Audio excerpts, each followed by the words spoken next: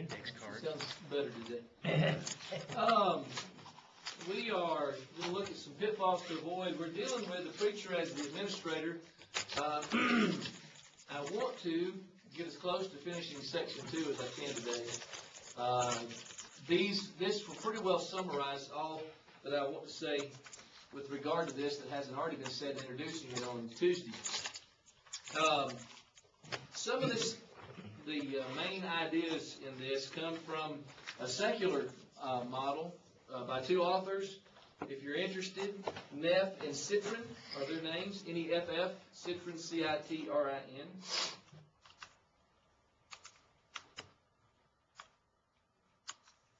And I like some of the way that they put this, and it certainly applies to what we do in preaching. The first pitfall to avoid in working as an administrator, that part of our preaching life, is setting unrealistic expectations. This certainly can apply to when we begin a local work somewhere. We may come in with a pie in the sky kind of an idea, thinking we're going to just change the congregation from the floor up in no time at all. That certainly is true. But you can also have unrealistic expectations about people, about the congregation, about the elders, about your secretary, about the other ministers, whoever else it may be.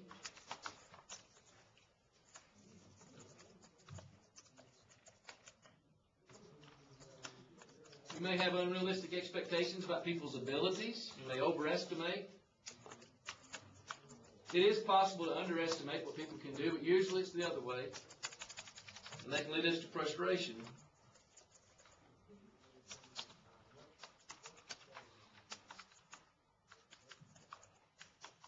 You can have unrealistic expectations about your own abilities. And so all of this leads to frustration and stress. So we want to make sure that as we function as a cog in the wheel, that we have realistic expectations about what we hope to accomplish in the congregation, what we see in other people, what abilities we have ourselves. Number 2 is to either making rash decisions or suffering from analysis paralysis. So the two extremes, rash decisions and analysis paralysis. Now that we get rash decisions and how that can happen, flying off into a program without preparing, trying to get a congregation to do something that you haven't really thought through and you haven't planned for.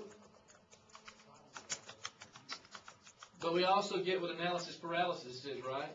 We just keep studying that thing, and we're going to just keep tweaking it and fine-tuning it, and 4 years later we still don't have a visitation program.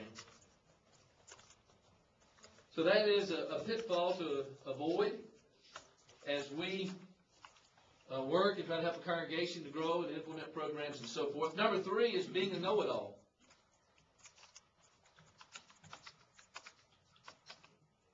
I think on an intellectual level we get that. We don't like know-it-alls. We don't like the person who, regardless of all appearances, thinks that he knows everything there is to know about anything. And something, obviously, that helps us in any facet, whether it's a Bible study or whether it's being tasked by the elders to do something, any number of things, is the comfort of knowing that we don't have to know it all. You don't have to have all the answers. But here's something maybe you haven't stopped to consider, is that people don't expect you to. And they're suspicious if you imply that you do.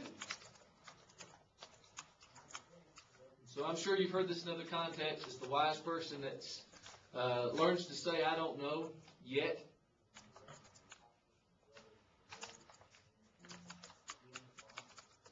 Nobody wants to work with, nobody wants to work for, and know it all. And there's a corollary to this. I don't know where else to put it.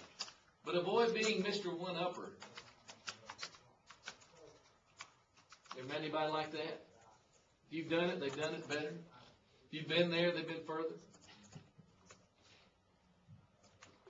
I mean, it's amazing. I meet that rare character who, it doesn't matter. We can be talking about music, and then the sports, and then to academics. I mean, any subject, he's done it.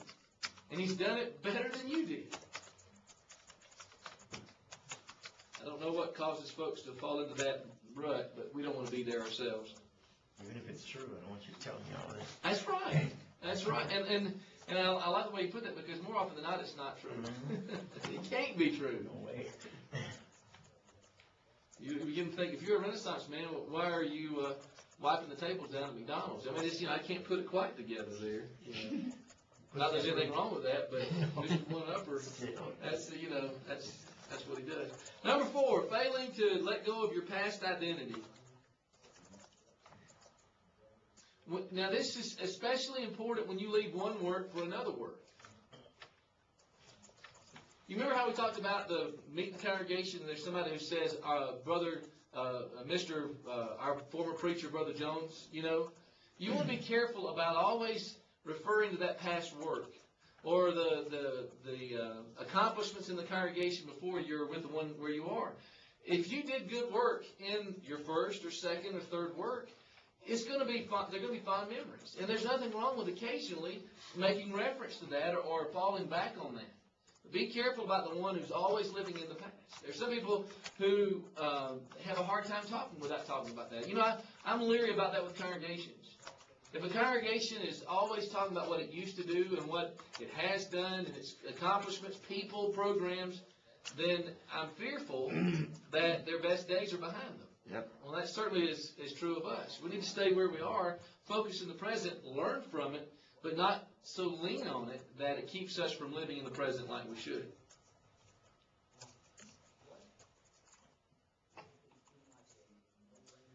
Let me give you an example of that. I tried to do that from the beginning when Denny asked me to direct the lectureship here in 2009. I had done 10 of those in Virginia. We started the lectureship there and I directed that till I moved here. There are some things I learned from that, but I've learned this is completely different. For example, we select speakers by committee.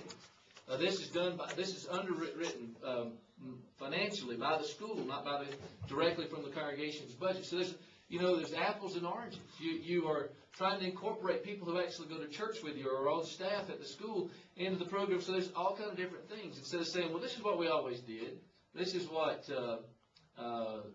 just kind of living in the past, we want to avoid that. Number 5, is it?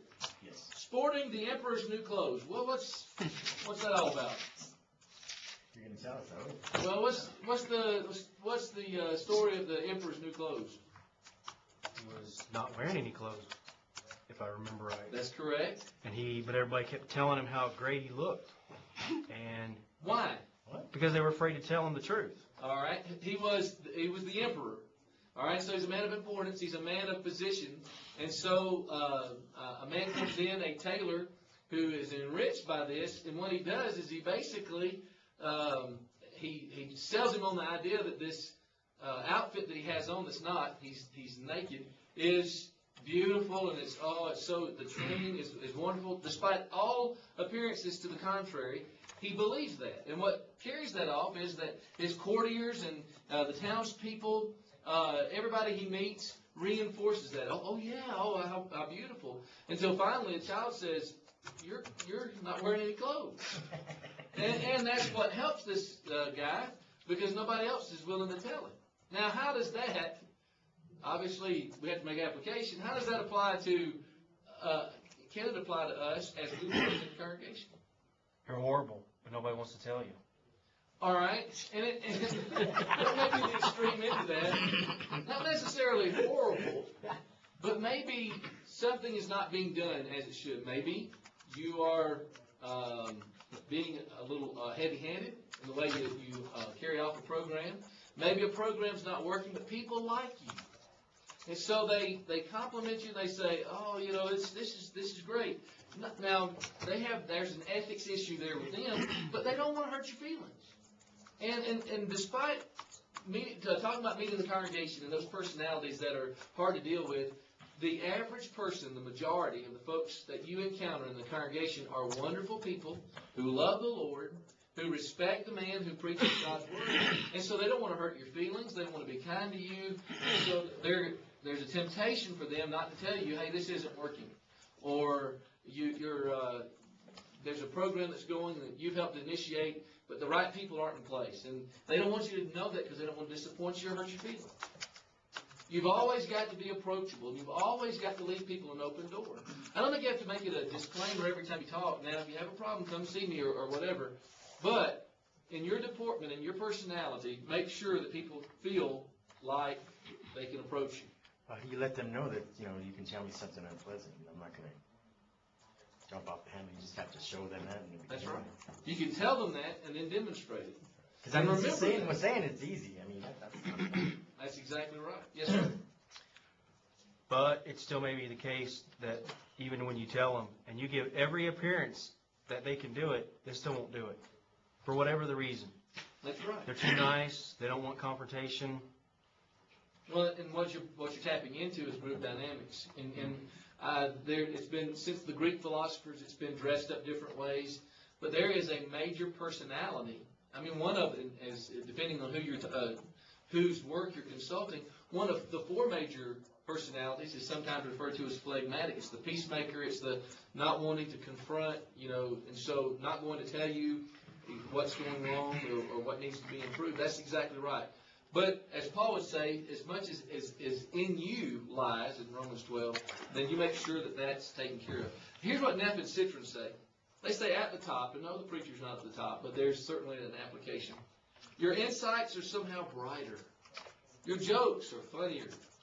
You are routinely considered the fount of all wisdom, at least to your face. What I want in a working relationship with the congregation is to neutralize that as much as possible, for it to be behind my back as much as I can what it is to my face. Just go ask some kids. I just go ask the youth group. Yeah, oh yeah. Oh, ask a little child. Yeah, you'll somewhere in that age range, and they'll let you know exactly what's going on. All right, number 6, stifling dissent.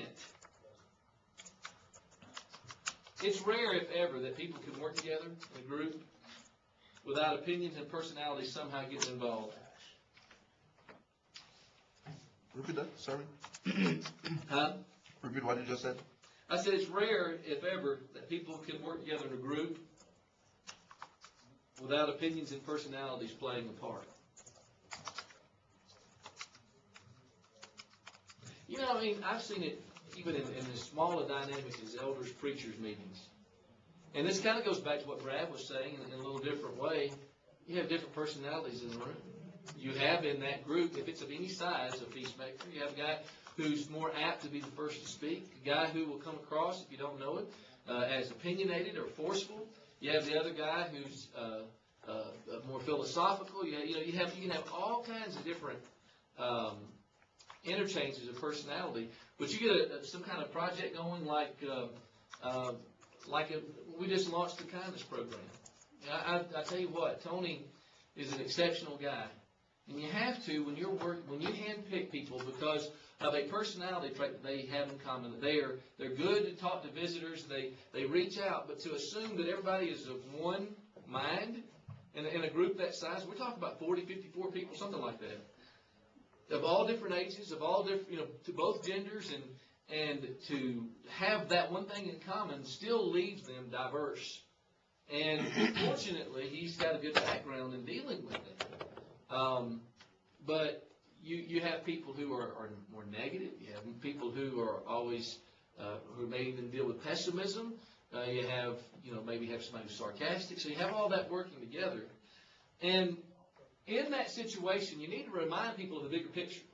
What are we doing? We're serving the Lord. We're trying to get folks to heaven. We're trying to save the lost, trying to keep the saved. But we also, in that environment, need to remind folks that disagreement's not necessarily a bad thing. What does they say? You can disagree, just don't be disagreeable. If we can keep that latter part out of there and realize that it's the interchange of ideas that help things go smoothly, if it's an evangelism program, if it's visitation program, whatever it is, that's okay. That we can disagree. Or planning something like an evangelism campaign. Anytime you got a group together, if it's a men's planning session, those kinds of things are going to happen. Some of the best decisions I've seen elderships make were preceded by heated remarks and exchanges. Now, I don't mean they were, to the point of fisticuffs, but they had very strong feelings about that. They were upset and not of the same mind as to some of the particular pieces. Let me give you a good example of that. As in the life of any congregation, when you need to expand leadership, there were some men whose names were submitted by the congregation to serve as deacons. And one of the elders, this was the elders preachers meeting, came in there and he said, well, two of the men have been scripturally, now listen to me very carefully, scripturally divorced and remarried. Okay? Had a right to be married.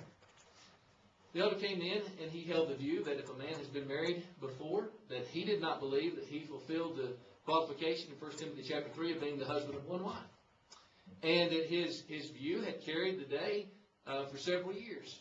And he came in and he said, well, I suppose we're all in agreement that Brother A and Brother B can't serve as deacons because they are not the husband of one wife, right? And then he starts to move on towards some of the other names.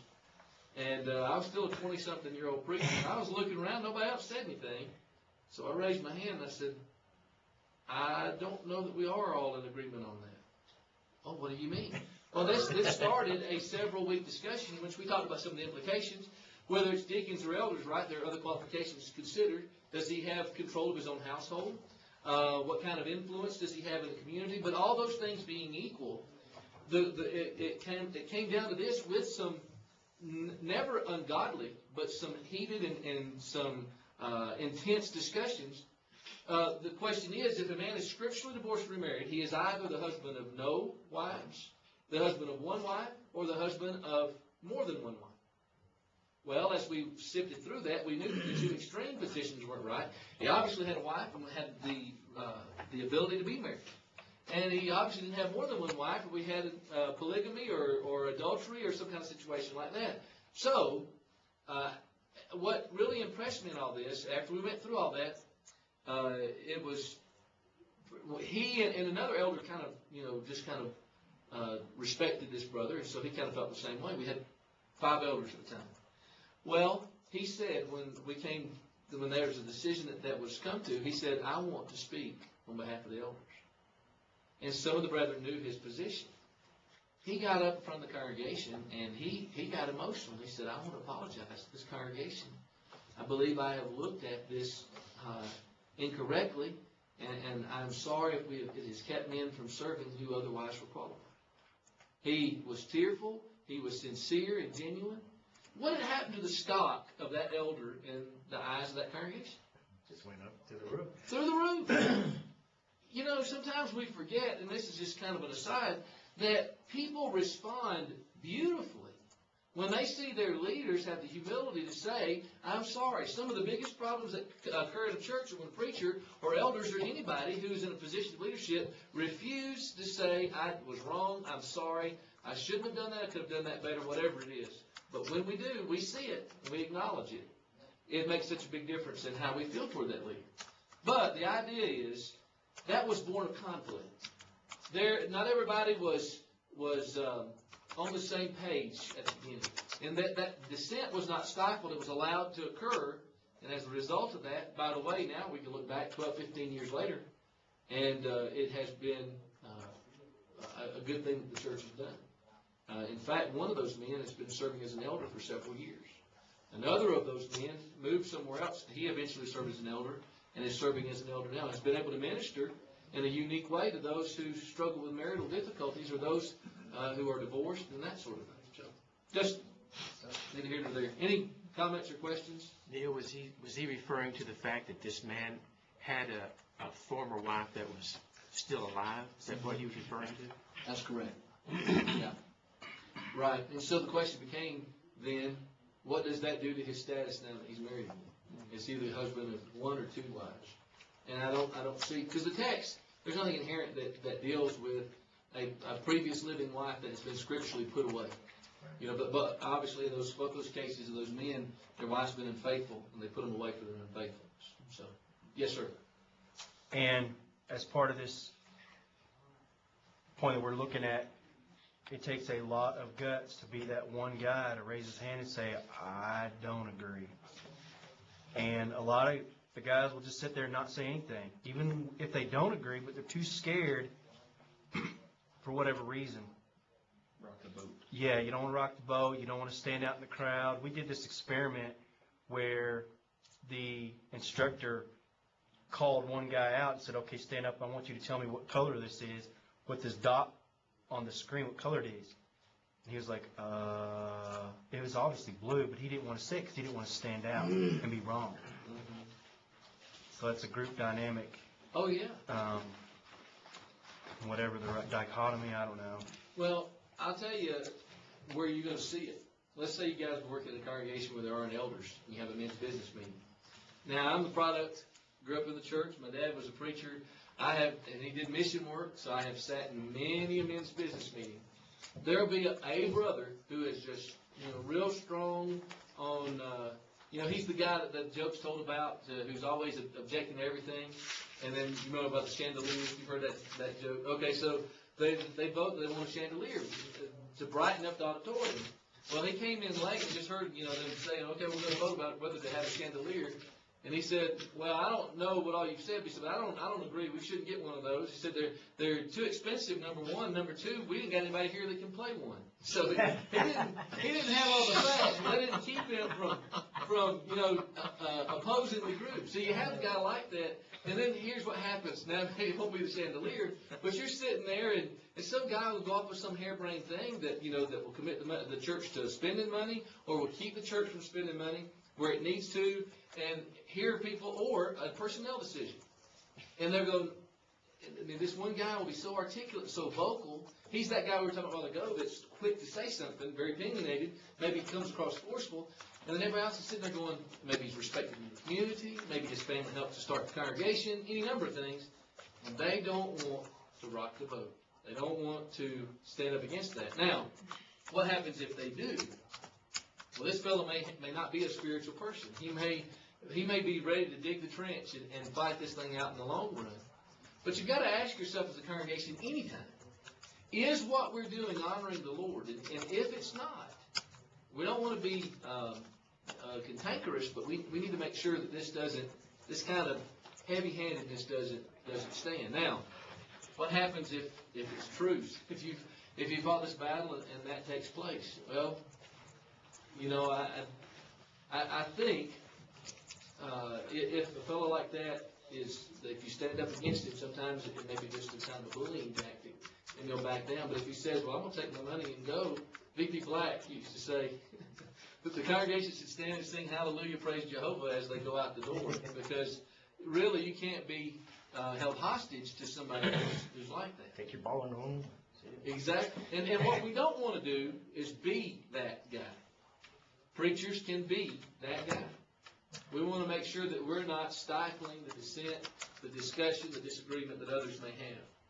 So good points. Number 7, I think, it's letter G in my notes, is succumbing to the Savior syndrome. You may feel like the church's success and failure rises and falls on your shoulders. We need to remember that the church is not dependent on us for its survival. I love what Jack Evans often says. He says, if you think you're so important and the church can't live without you, just die. We'll say sweet things about you at your funeral. We'll cry. We'll eat some fried chicken in your honor, and then we'll forget about you. I don't care who you are. He says, if you think you're irreplaceable, just die, and you'll see the church continues on. Even a king? Right? So, no matter who, you're emperor, king, whatever. That's right. And so, we need to remember that no one of us is bigger than the church. None of us is bigger than its work. We're all replaceable. I'll tell you, I've known guys who've had something like their back would go out, or they'd have their voice would leave them for a month, or they'd have appendicitis or kidney stones or whatever. Gets them out of the pulpit for a while, gets them out of the local work for a short time, and then they say it's been a good thing to find out that everything doesn't rest on their shoulders. We need to remember this, because sometimes we can feel that way. Remember, I think something that hopefully if I haven't told you, very important. The brethren will give you all the work that you will take, And that can lead us to this Savior syndrome, thinking it's all dependent upon me. I can't go on vacation. I can't take a day off. I can't get away from here because everything's riding on me. No, it's not. And we can find that out. Incidentally, I know of even right now of some situations where guys have put themselves in that position, and they're a gung-ho, go-getter, hard worker, might even say workaholic, and the church swells. People are so attracted to his personality and his preaching, but what happens when he moves? The church dwindles away. It's a house of cards. Yeah, it dwindles, it fizzles, because what, at least in some cases, has occurred? Who are they converted to? Him. The preacher, not to the Christ. And so we want to make sure that we so conduct ourselves that we're always directing people's allegiance and their loyalty back to Christ, because it's not about us. We're replaceable. Number H, missing the true source of power. And I think this is the corollary to the last one we just dealt with. It's not all about us. It's all about Him. What does Paul say in Galatians 2:20? I'm sorry, in Philippians 4:13? I can do all things through Him. That's right. Who strengthens me. Paul says, in Philippians 2:13, for it is God who is at work in you, both to will and to work. To do His good pleasure. For His good pleasure. All right, so I'm just expendable. I'm disposable for His pleasure. And so that's the one who gives me the power. He's at work in me.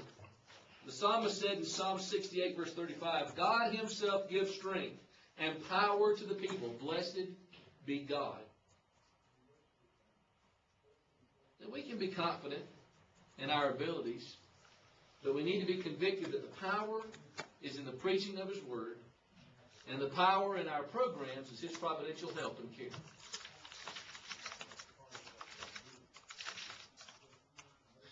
You know, I certainly would never, ever suggest to you how you ought to pray. But I'd ask you to consider the wisdom of frequently letting God know that you know that apart from Him, you're nothing. That you want to be a tool in His hand, but you realize that without Him, you would be nowhere, you'd be nobody, and you're so grateful that He's used you. God already knows that, but I believe that God appreciates somebody who sees themselves as they really are. And you guys are going to have gifts and strengths and areas that may excel any other preacher you know. But despite that, it's still true. And as we remember that, then we have ourselves plugged into the true source of power. I wish I knew my letters and numbers together. Picking the wrong battles. Be careful about this, guys. What is that the old psychiatrist used to say? Choose carefully what hill you're going to die on. That's hill, H-I-L-L. I have to sometimes interpret for myself. Some folks are majoring in the minors, and they will put their neck on the line for the silliest little things. And pride gets into the picture. A guy may have to resign because he's chosen this little minor thing. I think I told you guys earlier about the ties, and the box of ties, about the elder. Oh, okay. I thought I did. That there was eldership. The eldership had a lot of credibility with the congregation, but there was an elder particularly who said that they felt like for a guy to serve publicly in worship, he needed to wear a tie. And so he actually brought a box of ties into to put it on the back table in the foyer. And if a guy was serving, he gave him a tie. Now, because that eldership had such good credibility, and they were able to finally convince this elder that there's no biblical foundation for that, he actually put out a letter in which there were several scriptures used. But then people have good common sense. They're going, I read those scriptures, had nothing to do with what's being taught. Now, here's the problem. That guy chose that as a hill to die on, and do you know within a year he had left that congregation? Because, and you think about it, when you're in the midst of that and you make something so big in your mind, it's the next thing to the judgment in your mind. But if you're on the outside looking in, you think this guy is squandering and neutralizing his influence, but for the sake of a guy who's reading Scripture, putting the tie on. That he's irreverent somehow with his button-up shirt and his nice khakis, but now he's got a tie on, now he can serve the Lord except for otherwise he can't. Now we go, well, how could any guy do something that silly? I've seen preachers do the same thing. Be careful about making a little thing a big thing. What is it? Don't make a mountain out of a molehill. Okay? And I can say more about that, but we're going to move on. Last, be careful about disparaging your predecessor. We've already said a lot about that. He may not have been the strongest preacher, the best writer, the greatest people person, and many people will try to tell you that. But just remember, it takes a small person to belittle the work of another.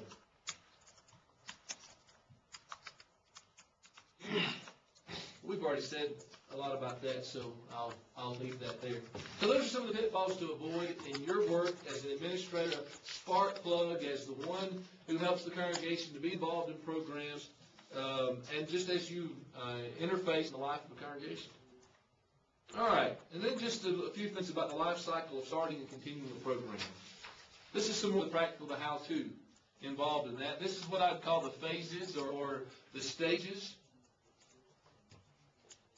Some examples of what I'm talking about. You certainly could add to this. These principles would apply to something like a visitation program. Or let's say you go somewhere and you start a lectureship. An evangelism campaign. A gospel meeting.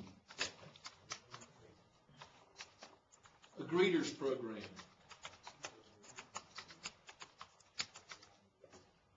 A kindness program. A congregational theme, kind of like what you guys are working on in your projects. How do you bring one of these kinds of things to life? This is still on administration? Yes, we're still in administrator. This is the last major section in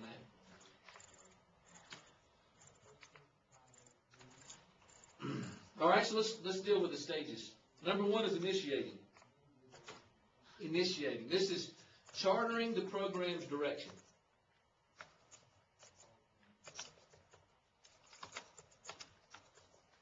And let me just give you an example of this. How many of you guys have ever been in a men's planning session in a congregation?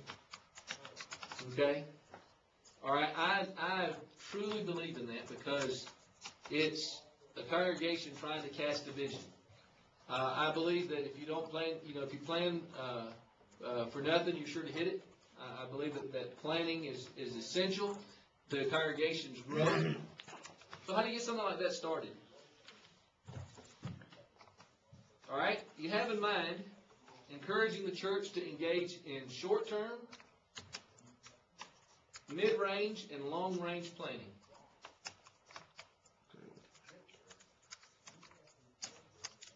All right, so what the church engaged in. This is all right. So what are we doing? We're establishing our thesis, our purpose, and what we're doing. That's the very first thing. If I want to try to get a program off the ground, I want to know what it is I'm trying to accomplish. All right. So how do you get started? Here are 6 questions to ask in initiation. Guys, just slow me down if I'm speaking too fast, and I don't have this on the PowerPoint. All right, question number 1. Okay. Go ahead. All right, number 1. What's the ultimate goal? You've got to see the end from the beginning, or at least in your mind what you envision. What's the ultimate goal? All right, what's the ultimate goal in a men's planning session? I mean, it's not complicated. Just get the church to be forward-thinking, right? To plan for its growth, establish means and programs to do that. Number 2, what's the reason for the goal?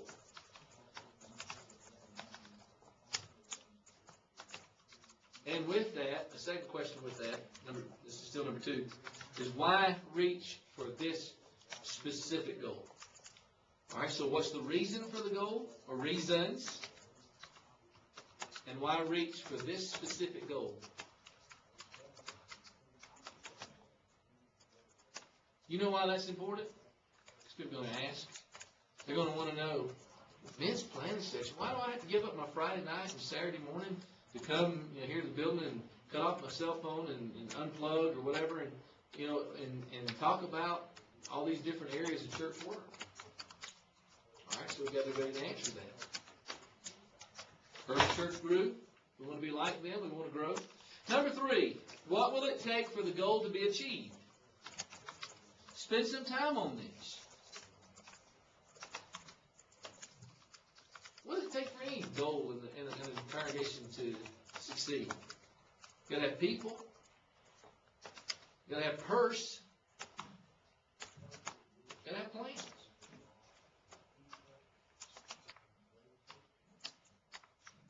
All right, so what will it take for the goal to be achieved? Number 4,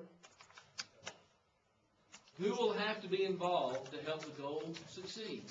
Now, I'm not just talking about groups, because the obvious answer would be the elders, the deacons, the men, the Bible class program, the Bible class teachers. Repeat the question. Who will have to be involved to help the goal succeed? And what I have in mind here is you target individuals.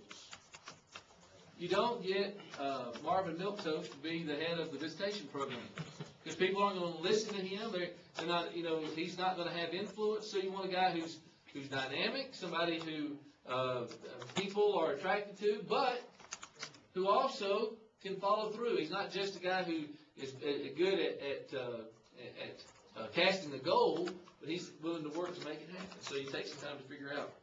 Number 5, what resources are needed to reach the goal? So the budget will have to be involved. A committee may have to be formed.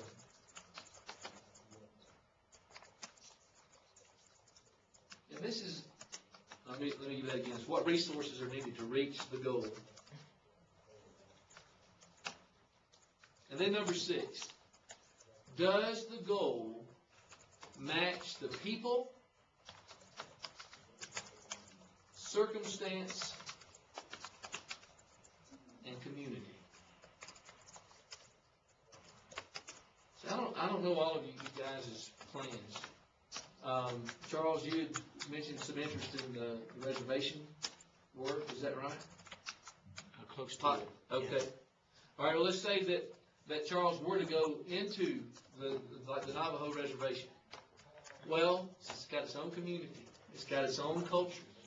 And so something that might work in an urban town or an urban congregation that's predominantly white and white collar is not going to work there. And so those goals have to be flexible to reach the aptitudes, the backgrounds, the peculiar culture that would exist in an environment like that.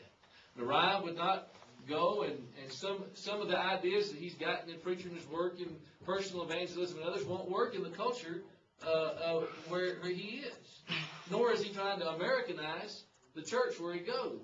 Some things you can take the principles and adapt them. They'll let me know that early. Yes, they will. Yeah. They'll let you know. This is not Denver, Colorado. As you know, not having to have a coat on and snow's not falling. So you know that.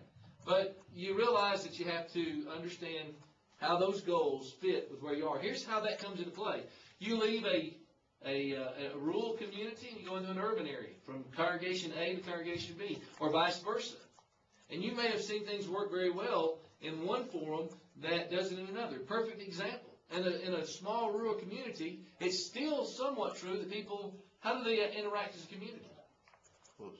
It's almost like family. It's people know one another. They know about one another. There's not that disconnect when the population's not that big. People have lived there for a long time. And so you can do certain things and you can't do certain things. Maybe a fellowship or a visitation program is harder in a situation like that because people know each other, they're comfortable, they don't see the need. even though there are people who may be moving into that area who aren't connected to the community. All right, so you go into a larger city area, and if you have that assumption that everybody knows everybody, you find out pretty quick that you have to tailor some of your work to help these folks who don't know each other, who go to church together. They've been going to church together for some time, but there's a high turnover rate. That's the work here. I mean, this is an urban area, so there's folks in, there's folks out. Not just the students that come and then leave, but there's others. Their work brings them in and they bring them out. Warren Wilcox did a study about, I don't know if you were aware of this, but for a time in the mid to late 70s, this congregation had 1 year in which it averaged 600 for worship on Sunday morning. 600.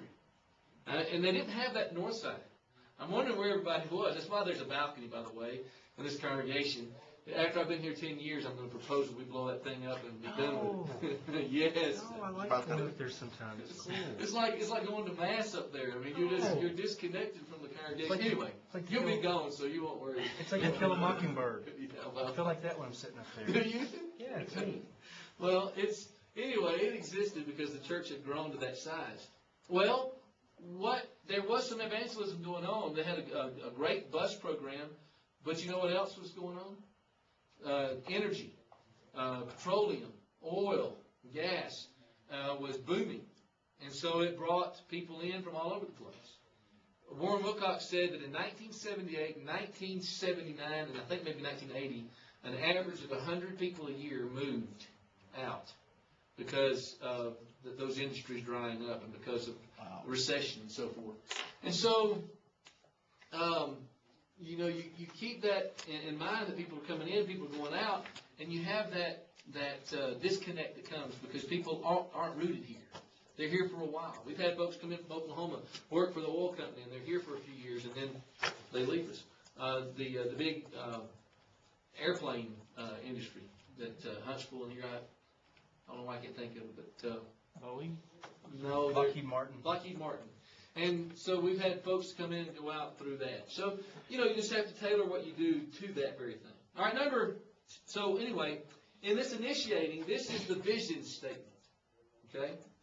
This is the roadmap portion of enacting a program.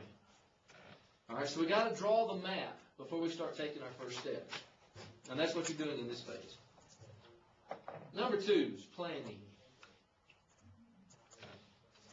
This is where you get more specific and you get people involved.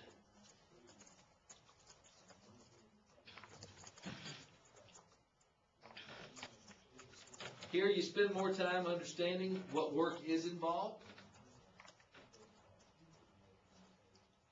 Planning who should do the work.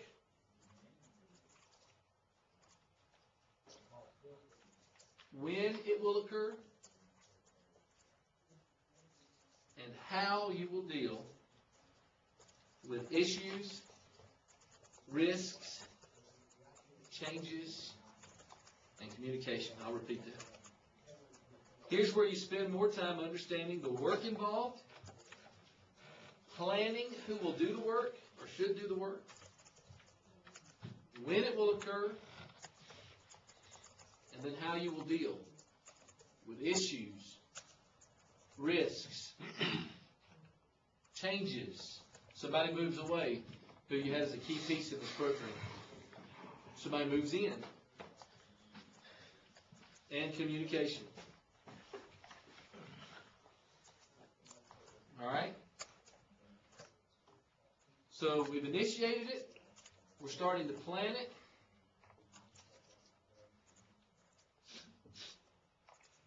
Here in the center is execution. This is the doing of the thing, the implementation of the plan. So you've drawn a roadmap, you've brought in people to see the roadmap, and now you're traveling. Let me tell you, in my experience, this is where a lot of people end. They give a lot of thought, a lot of promotion. They get their people together. They're going to help them to do that work, and then they do the work. And that's it. What happens when that's where you end? First of all, you've made an assumption, hadn't you? That the way it is the way it's going to always be.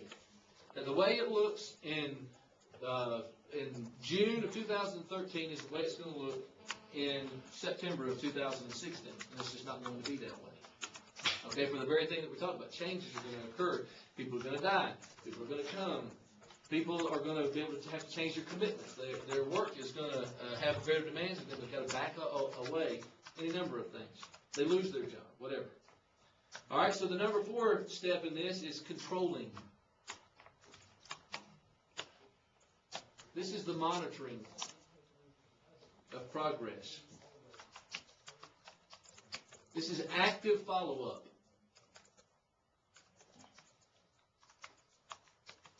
Greater communication. This is where the pep rallies occur. You have to encourage people because they're going to be discouraged.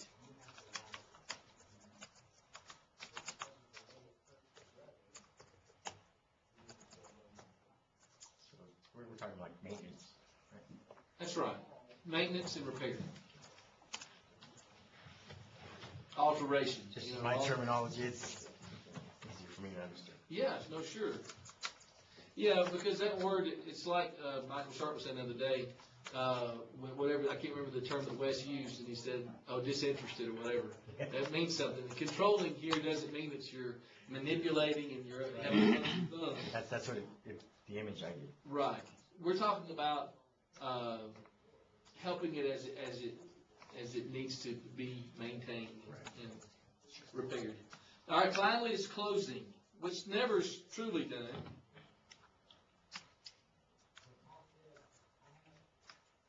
So this is tying up the loose ends, the forgotten little details. It's being field tested. People come back and say, wait a minute, this needs to be changed. So, okay, before this program is put in the book and used for future generations or whatever, then we need to make these changes. Personnel to details and so forth.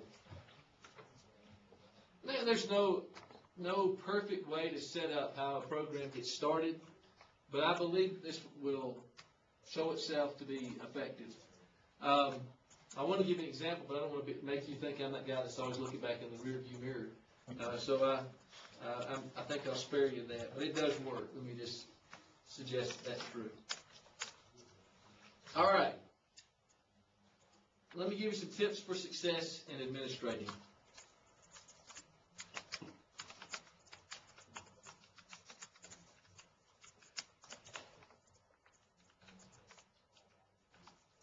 About 10 of these. The first one's a duh, but we so often fail in this, and that's listen when others talk. You know, it's true in a Bible study, it's true in counseling, it's true in just about everything we do, that we are in our greatest learning capacity when we're listening to people. Especially those of us who are drawn to ministry and preaching. We may have a proclivity for talking, and we need to be careful that we have a greater proclivity to listen.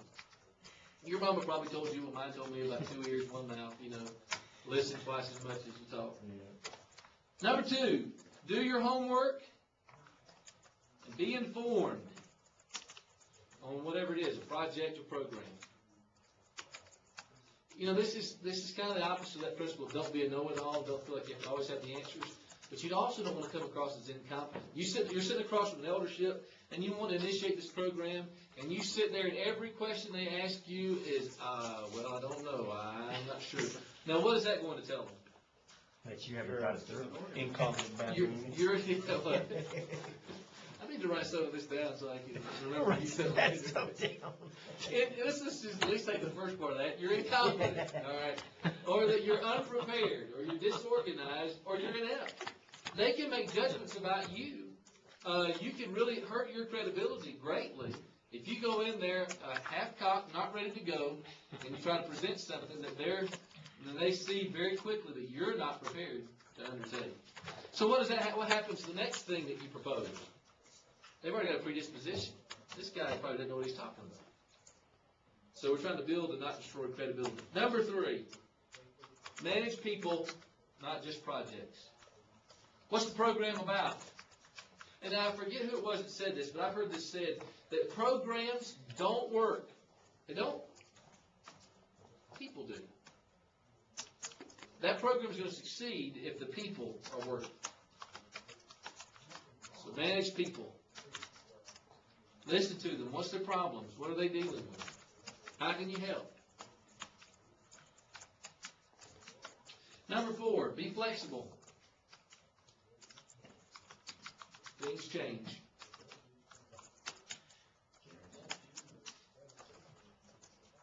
So we've got to adapt. I mean, you think, again, you may have successfully implemented a visitation program in the past, but what you have to remember is you have different people. So you don't have that exact personality, that exact person. And occasionally you just have, I'll tell you, this was something I had to really reconcile.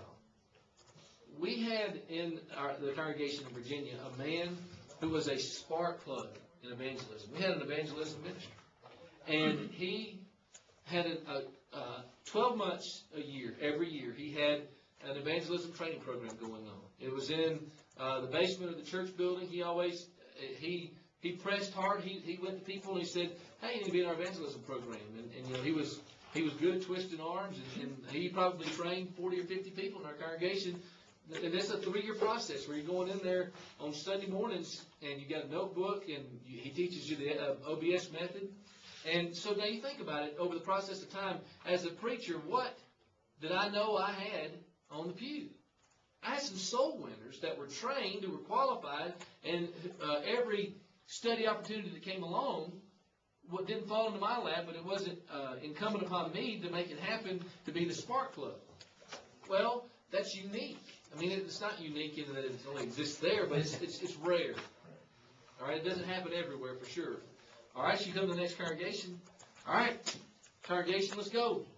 Well, that brother's not here. And that work has not occurred, and so I can't measure or go about this work as if it were that work.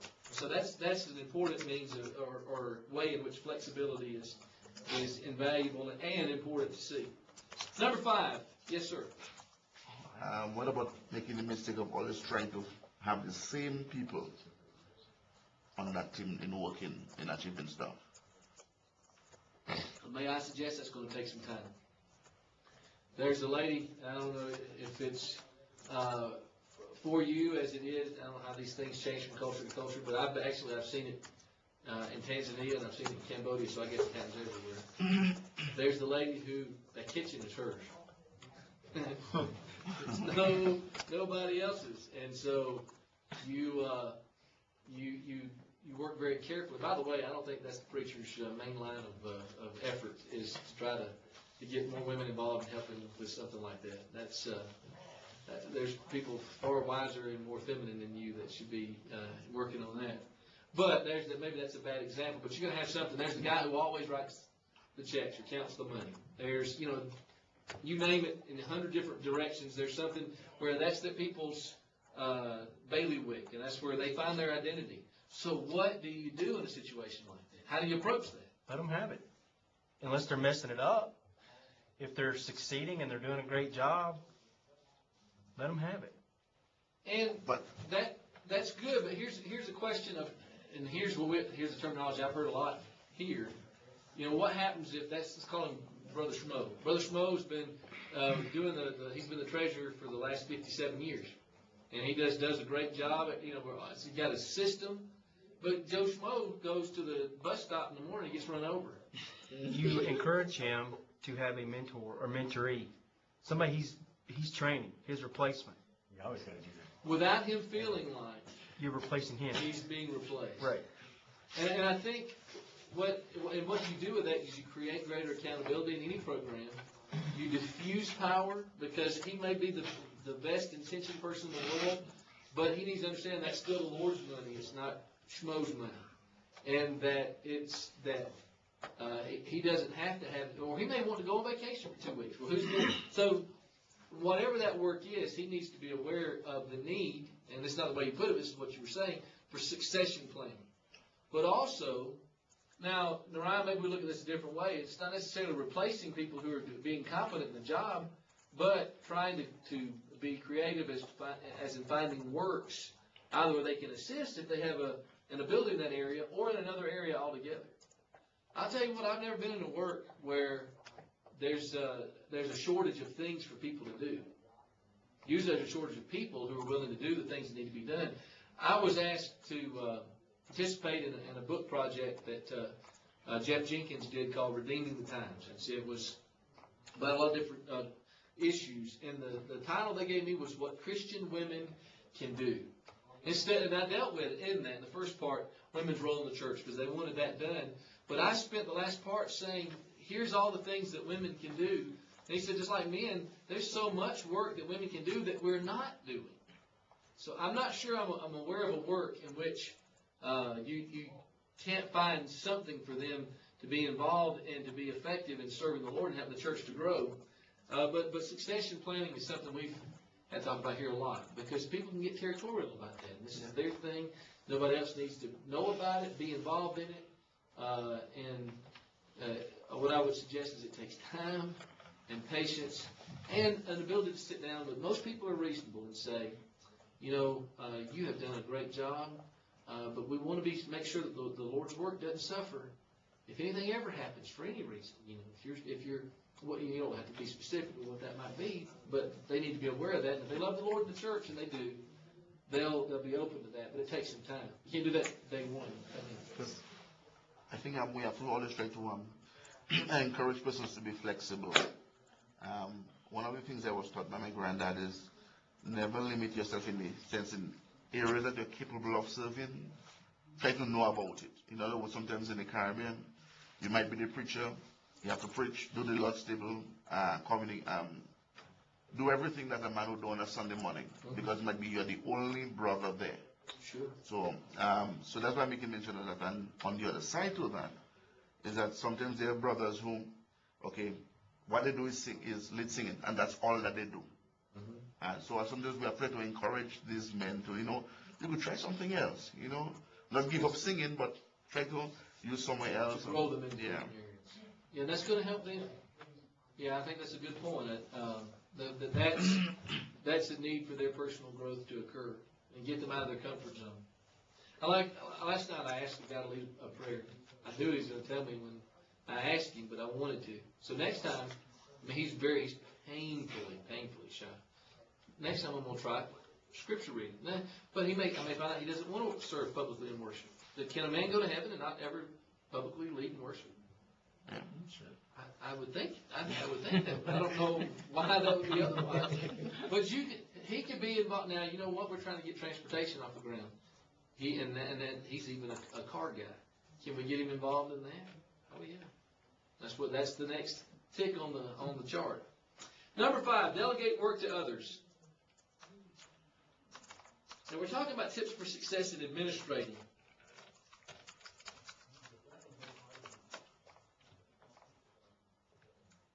I'll tell you, and we're about to get this started, and this is thanks to Mark Henstein. Something I did for several years. Two things that I enjoyed doing. One was emceeing at Vacation Bible School, and I just had a great time with that. And the other one's kind of related. That's what we call a Pew Packers class. Have you guys ever seen the Pew Packers class? Man, that's so vital and valuable, especially for the 8 and under crowd. Just getting them started with knowing basic Bible facts, learning the books of the Bible, the apostles, Jacob's sons, the judges of Israel, whatever it is, just to kind of, because let's don't minimize the importance of facts. We're trying to get their hearts attached to the book, and this is one way in which you do that. The first man, first woman, all the way through there. Well, I love doing that too, because I feel like I turned 43 last week, but I still feel pretty active and able to do this. I can get that group up there, and I can keep those little 2, 3-year, 4-year-olds too, involved and engaged, and not have them, tear the church building down every time we meet. But when we did this in Virginia, what I did in the process of time was what Nariah was talking about. I found somebody who was talented, who maybe didn't want to step forward, and I delegated that to them. Now, same with our Pew Packers class. I had my own way. I had my own program laid out, but I had a guy who wasn't doing anything, and he was not very apt to want to lead publicly in worship, but he was a professional clown. I tell you, I will never forget. No, I mean, that's what he did for a living, and he was the other ones too. I was preaching one Sunday night, and I could see what the mamas and daddies couldn't see. his professional name was Shasta the Clown. And he sometimes, when he was a little weaker in his faith, he would miss church services to go do his work. Well, he decided, I'm going to try to be more dedicated, and so he went straight from a gig to the church building. All right, so he didn't come into the auditorium. He stood out in the foyer, which joined the auditorium, so he could be a part of worship. Well, you can imagine all those little babies and all those little toddlers being sitting like this on their mamas, going, clown, clown, clown. And they're like, the little kids got spankings that night that I'll never have. You're thinking, but I'll tell you, I'm preaching, and I happen to look down and look up, and the first thing I see these big red shoes. And I thought, I hadn't had mushrooms that day, so I don't know what's going on. Sure enough, here's Shasta the Clown right there in the foyer.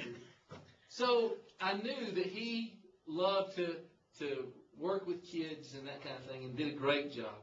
So I gave him the Few Packers class.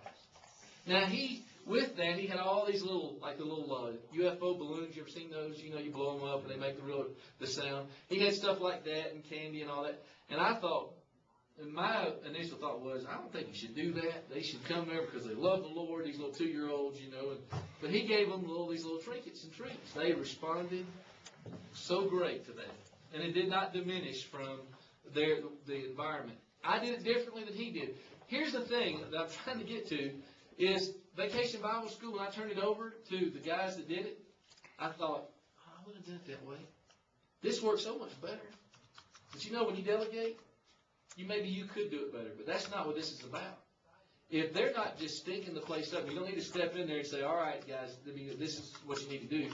But even in that, you leave it to their personality, you leave it to their individuality to do it the way they're going to do it. Few Packers, he did it completely different than I did, but he did it well. Okay?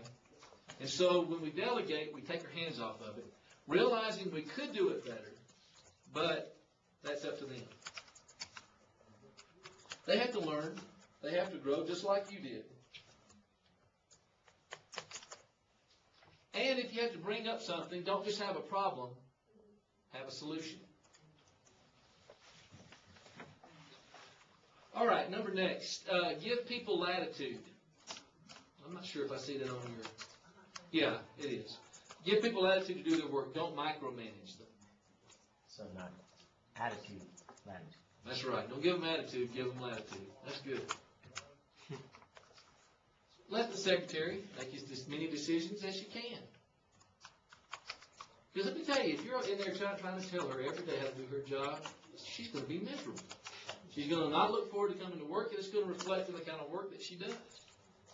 Trust yourself. Trust that she's a grown woman. She was given that job because you assume she had abilities that allowed her to do the job. Sometimes the secretary, many times, will be your wife. Just remember, hey, yes, she's still your wife, but she still needs to have that same courtesy that you would give if she wasn't your wife and she was working. Number 2, let the custodial people do their work without sensing you're looking over their shoulder. Don't tell other preachers how to do their job. I think you get the idea with that one. Number, I think it's 7. Get the opinions of others. It's just always a good piece of advice for administrating.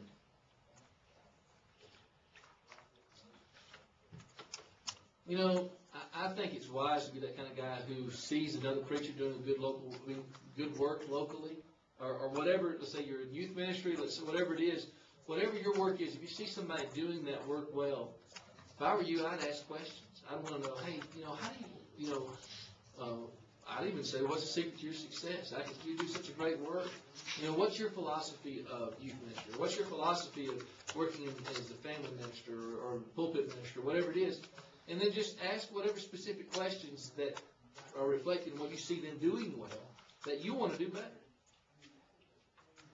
Some of the most effective people I know are that kind of person who are always learning. They're always asking other people. Number 8, monitor work closely.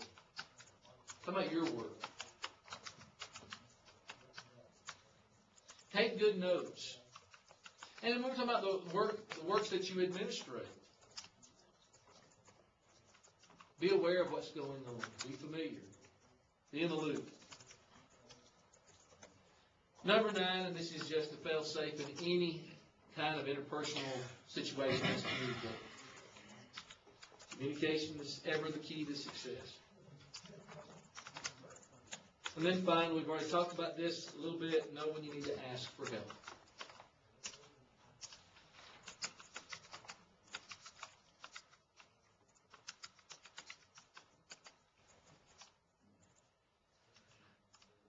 I think you find this is a template that will work in a great variety of areas in which you work. Something that a congregation is going to have on an ongoing basis. Let's say that you're given the task of being in charge of an education program in the church. I believe this will work.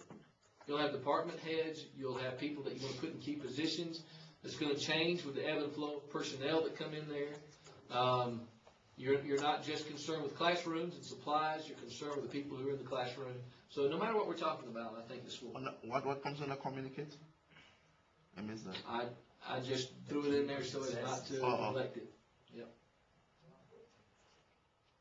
All right. I'm going to move on to another section. Call this multiple team relationships.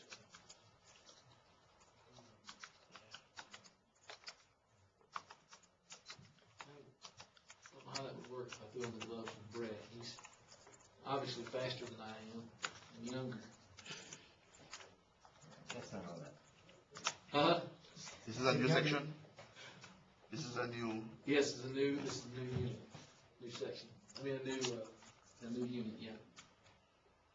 I'll tell you what, if you guys never knew Garrett, look out.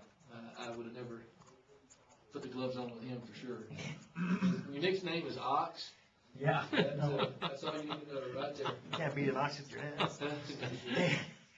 That was one of the most naturally strong guys I have ever known. I'm glad he was on our side. You know who that is, don't you? That's John Warren's son-in-law. Okay, so you met him. I don't know if you can tell by looking at him, but that dude is strong. It's funny, we played on a softball team, and we got guys that used to play baseball. I mean, a couple of guys had scouts to look at them. I mean, and you can tell when they play ball, they are naturals. But we had never, they had this rule in our particular, this is Church of Christ softball league, that if you hit more than 3 home runs, it's an out.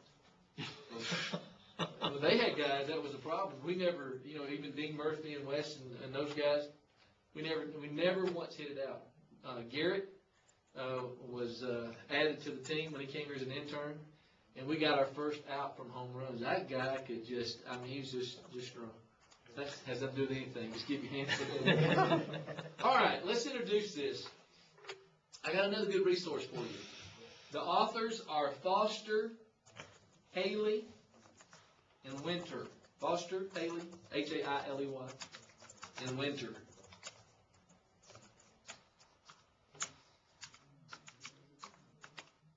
Now, this is one that's got some bones in it, so you'll have to spit it out.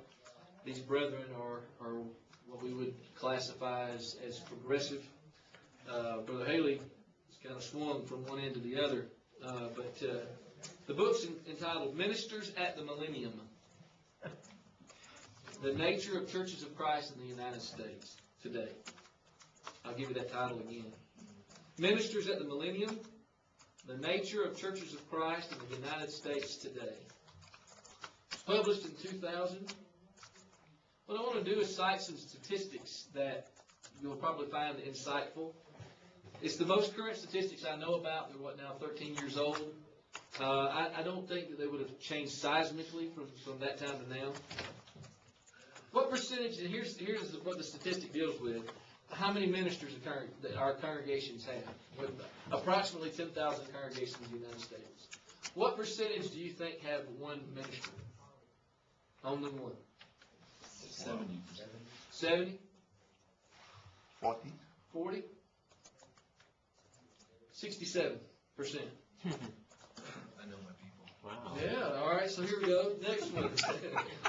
What percentage have 2? Only 2. 20. 19.6. Wow. What percentage have 3? 9%.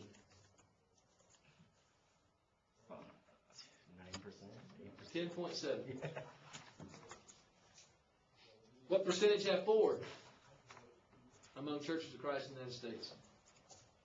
Don't have very much. No. Yeah, if you're doing the math, you have 0.9.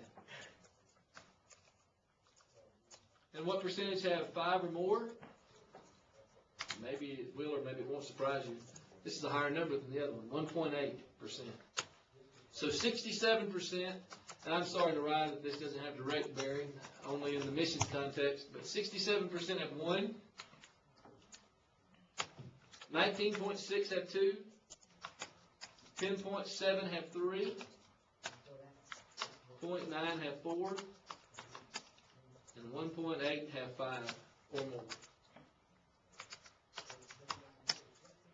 So, what are the odds that you are going to be one of a team of ministers? About 1 in 3. But you realize that you may go to work with a congregation that doesn't have 2, but maybe has 3 or 4 or 5.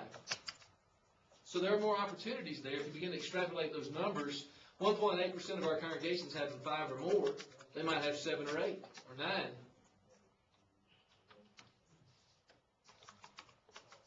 All right, so we know in that multi-staff relationship, the most common ministerial job is what? If you only have one preacher, one minister, what's he going to do? He's everything. Yeah, he does everything. Chief cook and bottle washer and preacher and whatever else. So he's a pulpit guy. So what's the second most common minister that a congregation will hire? Youth. Or they may call him youth and family. All right, what's the third most? Huh? Something to do with counselor or something? Worship? No. An associate. He's the guy, he may be tasked with doing visitation. It may involve youth, but the guy who's the kind of an assistant to the guy who preaches. And of course, you can go on from there. Some work with worship, evangelism. I think since we've been here, we've never, until Brett, since I've been here, we've not had your traditional position like that. We had 2 intern ministers. We had an evangelism minister when I was first here. We've had an education minister here. We've had a guy who worked mainly in counseling. And we have had, Guy Orbison was a youth minister here many moons ago. Emmett Roberts was an evangelism minister here. So we've had different ones. Jack Carter did something similar to that. All right, so if you're in ministry, there's the potential that at some point you're going to work in a multi-staff situation. You may go and start out as an associate somewhere, or you may work at a congregation where there's somebody working with you. And all you need to do is just talk to guys that graduated, and who graduated in the last 5 to 10 years. Come back and say, hey, are you the only guy on staff, or is there another guy working with you? You'll be surprised at the number who have a multi-staff team. So I believe there's, some value in just dealing a little bit with this. We'll spend a few minutes on it. When you're talking about multi-team relationships, you're certainly talking of highs and lows, joys and difficulties. You stand to be in a position to where you will build some of your closest friendships with men who serve in that capacity. I can truthfully say that some of those that I count as my better friends on this earth have been men I've worked with in the congregation.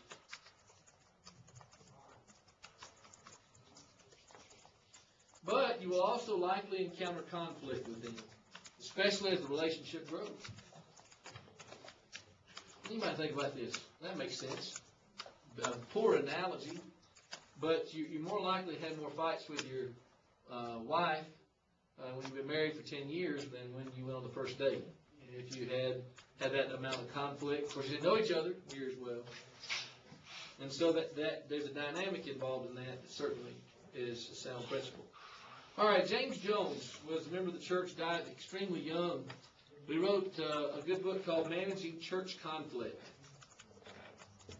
And he listed 5 common views that Christians, and especially leaders, have about conflict. And here they are. What was that dude's? James Jones, there it is, should be on that's on the slide. James A. Jones. And the book title is Managing Church Conflict. These are views that you will encounter, whether it's elders or in a men's business meeting situation. There's the belief that conflict is inherently sinful. The people involved may believe that he or the others, or at least somebody, maybe both sides, are sinning because there is conflict. Leaders may look and say, oh, there's conflict going on, and so it's sinful. Can be. Oh, yeah. Attitudes go awry. People say and do things they shouldn't do. Conflict in and of itself is not a bad thing, necessarily. Number two, believing that group members should be able to work together without conflict. Kind of a pie-in-the-sky, idealistic approach. It's not going to happen unless it's so superficial so as to be ineffective. If people are real, there's going to be conflict. Christians too? Huh? Yeah. I said Christians too? Yeah. Isn't that strange?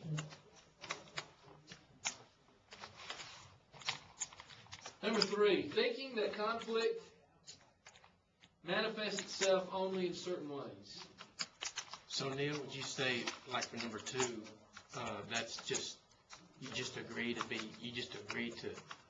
disagree or something like that? No, all of these attitudes are actually incorrect attitudes. Oh, they're incorrect. Yeah, they're incorrect. To say that conflict is sinful, well, it can be. Not necessarily. It's natural and inevitable. So what you have to be able to offset is the idea that anybody should be able to work together without there being any conflict at all. Well, that's not realistic, but it's an attitude that often exists in leadership. I don't care that I'm throwing people in here with different personalities together to work on something. You guys should be able to get along and not have any disagreements. Well, that's silly. Unless you got a yes man and a guy who's domineering. Now, that's not healthy. Because he doesn't have peer review. Somebody who can say, that stinks.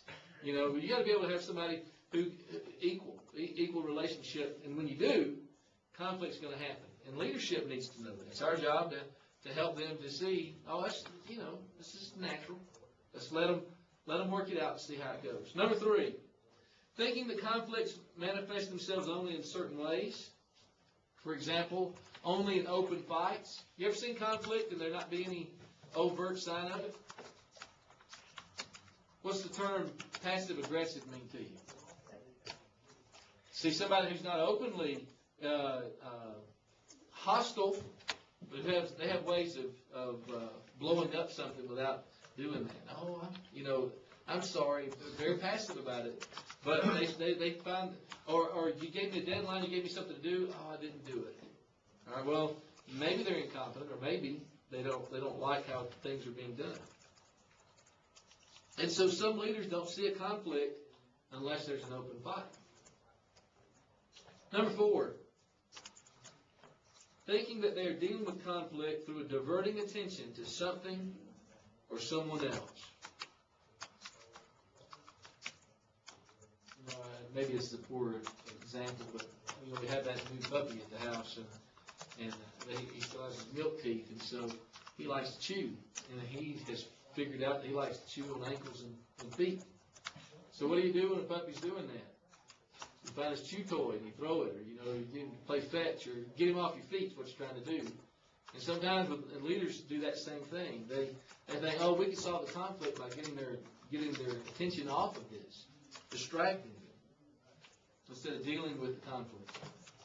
Number five, this is a problem of leadership that goes beyond just what we're talking about, but the idea that time heals everything. Time by itself doesn't solve anything. I've heard preachers preach that time doesn't equal repentance. Same kind of idea. Somebody can drop out of church services for 3 years, live in sin. They come, kind of sliding back in the back door of the church building, and they start showing up again. Eventually everybody goes, oh yeah, they're all right. Let's have them lead singing next week. Does time equal repentance? Is the things that were done, are those resolved automatically just because they come back and enough time passes? Well, the same kind of thing can happen in conflict issues, thinking that if we just give this more time, it'll just solve itself. All right, well, let me just cut to some suggestions that will help us to work as part of the team. Some tips for multi-teamers, or what we call these.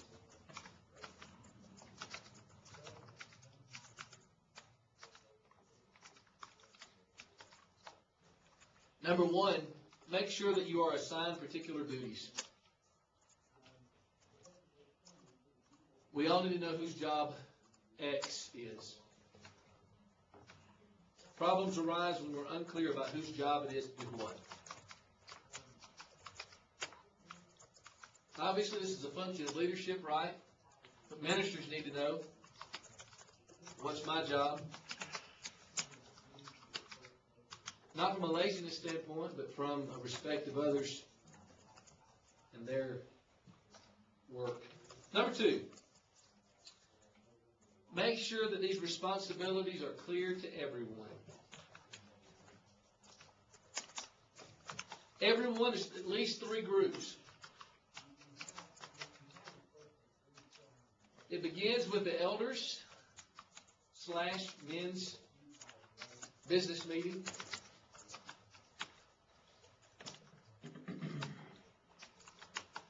So we're talking about job description. And I'll give you some samples of that when we get to part 3. But there also have to be communication forums. If you have elders, an elders preachers meeting. If you don't have elders, a men's meeting. We need to know what's expected. And I think I've mentioned this somewhere before, but periodically ask your elders for input on how you're doing your job. What you may get is an evaluation, an annual evaluation. I never had gotten one of those before I came here, but I find it very helpful. It lets me know what the elders think of how I'm doing my job from stem to stern, from A to Z. They have it broken down into several categories, and they evaluate. And it's not, there's a number scale, but there's also room for comments. And so they'll evaluate and then they'll write out comments. Now I can tell you evaluations can be intimidating, but it's an excellent way to find out how you're doing in the elders' eyes. Or, I really don't like this idea as much in the men's business meeting, because we've already talked about the weakness of that. You've got, John Smith, who's baptized 3 weeks ago, and you've got the brother who's been teaching the Bible class for 30 years, and the same group trying to come together to formulate an evaluation when that brother Smith didn't even know what it means to be a Christian, you see. So maybe there's room in that for a suggestion for a committee of seasoned men. Just say, I'd like you guys, if you wouldn't mind, to evaluate. Now, you might think, well, a man had to be crazy to ask that of somebody. But I like to know how I'm doing, how people think I'm doing. It helps me to do a better job, and I think it builds some good rapport. It also extends to members. There may be an individual or subgroup in the congregation that has clear expectations that are unclear to the preacher. They think you should be doing something. They think it's clear, and it's not clear to you. So what happens when the member's understanding is faulty or incomplete? They think that you should be doing something that you're not doing. You're not doing your job. All right? So first of all, there's going to be dereliction. They're going to say, okay, you're not doing what we have you here to do. What does that lead to? Conflict. All right, it's going to lead to conflict. It's going to lead to anger. It's going to lead with impatience. It's going to lead to frustration. And this could be going on in the background with somebody you don't even have any idea because you didn't know that that was an expectation. And, of course, all those be dealt with. There's the job description, and there are the unwritten expectations. And what are you held accountable to? As he said, both of them. So I want to know, what's your expectations of me? Now, that's not fatal or terrible, but it can happen that people believe something to be part of your job that you don't know about. But responsibilities being clear to everyone, it begins with the elders, it extends to the members, but it includes the ministers themselves. Does everybody know what your job is? What the other ministers' jobs are? All right, so that's number one. Number two. Make sure these responsibilities are clear. Number three, understand that there will be an overlapping of duties. Let's say that you're the pulpit minister. You need to be involved in other areas of church life. For example, you need to be involved in the youth, even if you have a youth ministry. Well, how do you fulfill that? Chaperone youth activities, volunteer to speak, youth rallies, host devotions, do things with the youth, teach in the youth education program, family. Maybe you have a family minister, but you're going to be there for births and deaths and surgeries and other visits. You may be in a situation, I've never been in it before, where they have a senior minister, but even if there is one, you're going to be involved in the lives of your golden age saints. You have an evangelism minister, and both places that I've had a multi-step situation, we've had an evangelism minister. I'm still an evangelist. I'm still expected by God to be involved in teaching the gospel. All right, so what about the youth minister? He needs to be involved in other areas of ministry life, doesn't he? I'll tell you what, Brett does a great job in this. Brett is good to visit, and he'll visit people in all different age ranges. He has done counseling. He has been very evangelistic. And so he understands, and right now he's working on a project that has nothing to do with the youth, that he's volunteered to help a segment of our congregation. And so we need to understand that God expects us to be involved in the whole life of the congregation. Number 4, have free and open communication within the team. Don't be offended by suggestions. Feedback helps us grow.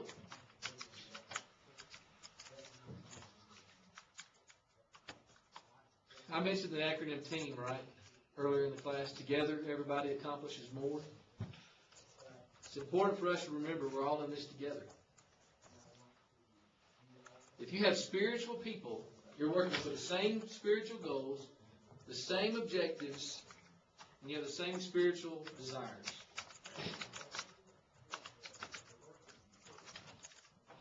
You guys have played sports, you know how important teammates are.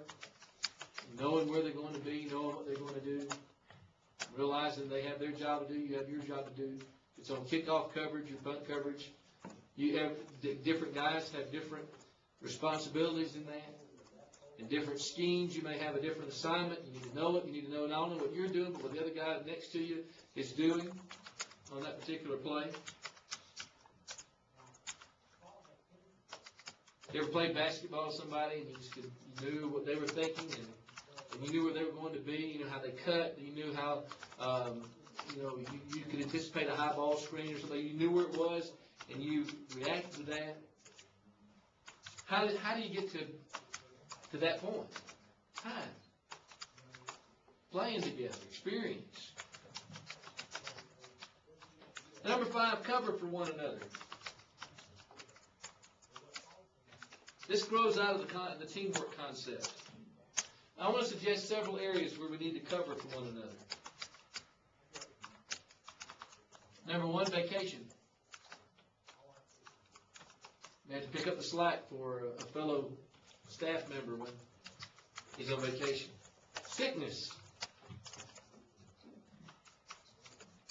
And you cover for them not necessarily by doing their work, but by letting others know and communicating, that kind of thing.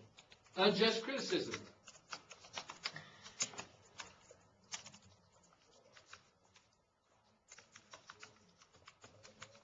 Be careful about listening to and encouraging and giving legitimacy to criticisms that are given offhandedly by the members about the other ministry.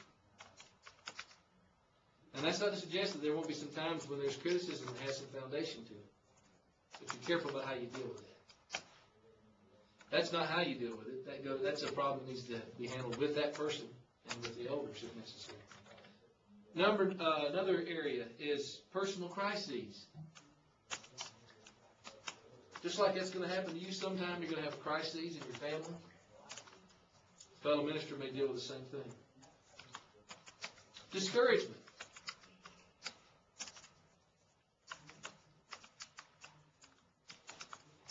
You remember how we talked about in discouragement, how there's a lot of different reasons why discouragement comes, and sometimes it comes for no apparent reason at all. You'll know the symptoms when they come in there and they're just down about everything. They feel overwhelmed in all these other areas. You need to help them. So why don't you just step back from that a while and let me see if I can help you with it.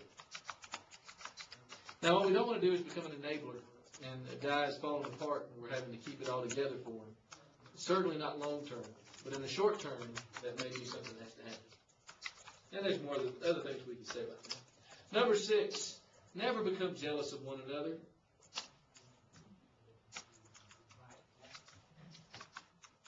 This should be an unnatural reaction, but it often occurs.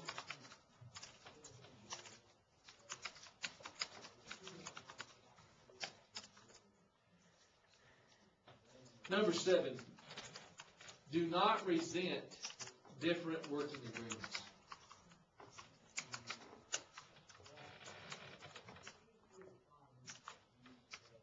Okay, so how might a younger preacher resent a working agreement that an older preacher has? Time off.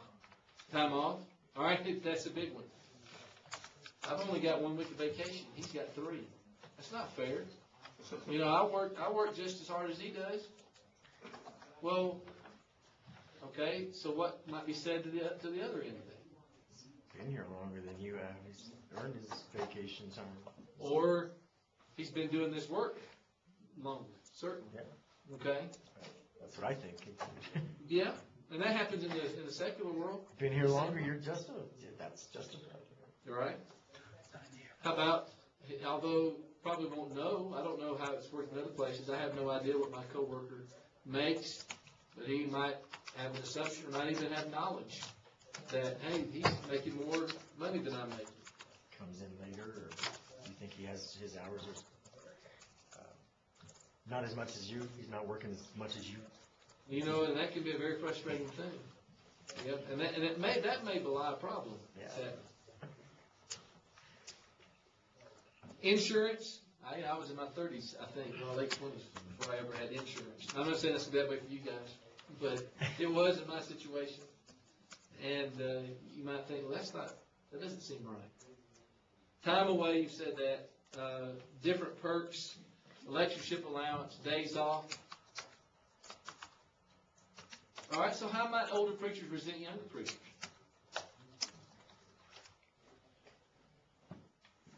Really, Scott, it could be like what you just mentioned. You know, I've been here for an hour and a half, and here it comes in here. Maybe a perceived lighter workload. I've got all these things that are expected of me, and he seems to have this little bit. Or the expectations for me, if I did that, I'd get fired. You know, that's the way he thinks. You know. But he can't do anything wrong. Certain people go to the younger preacher before they go to the older. Yeah, resentment.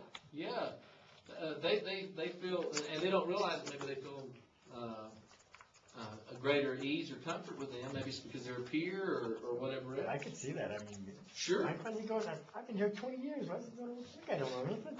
Yeah, you can stick what he knows in a thimble Yeah. of next to my knowledge, or that kind of thing. Now, what is all of this on either side? It's jealousy or it's pride? Doesn't belong, but it happens. Or they're getting paid too much for what they're doing. So these kind of things can creep in. Realize that's not of the Lord on either end. That's of the devil. So what helps us with this? Contentment. Be content with who you are and what you have by way of your roles and responsibilities as well as other things. A barrier to contentment is comparison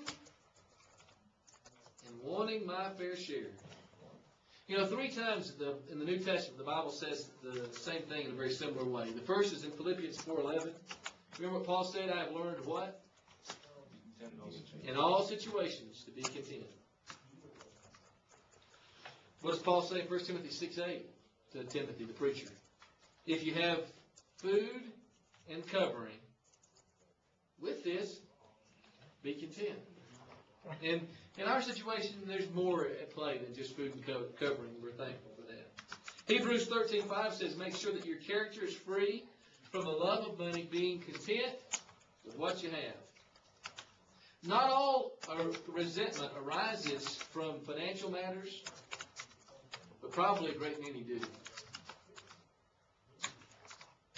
Compensation for the work being done, not enough work for the compensation, or I'm not getting compensated as much. It doesn't belong. It's not common. I've never dealt with it in a serious way, but it can happen. I've known enough preacher friends who dealt with those kinds of things. What the scripture you call it in Hebrews? Hebrews 13:5. Number 8. Listen to the advice of older preachers and respect their judgment.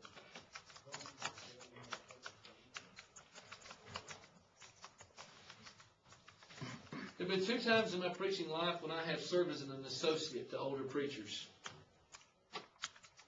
Their names were Rod Tate and Tom Phillips, and you've never heard of either one of those guys. They taught me a whole lot. They helped me a lot about dealing with the preacher-elder relationship, with keeping a daily schedule, time management, dealing with people issues. I had situations I was ill-equipped to deal with, and they helped me with that. You may find yourself working in a situation where the man that you're working with turns out to be either immoral or unethical. I won't tell you whether or not I was ever in one of those situations. But what you do if you ever are in that situation is you separate the wheat from the chaff. You can learn some good things from even a guy who is not what he ought to be. And I've always had older preachers who served as mentors for me. Find an older preacher. There's a lot of it. Preaching is one of those professions where you may lose some things physically, but the older you get, the more wisdom, typically. You know those guys. Some guys don't.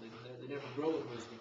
But often the case is that they're in the Word, they're growing in their relationship with God, and they have more to offer the older they get.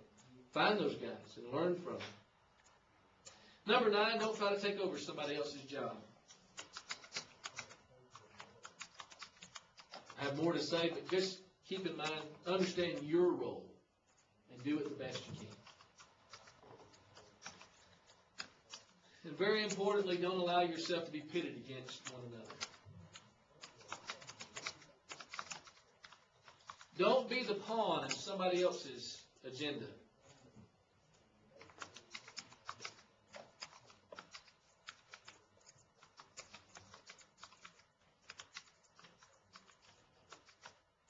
Be careful about receiving negative comments about another ministry, or about the elders, for that matter.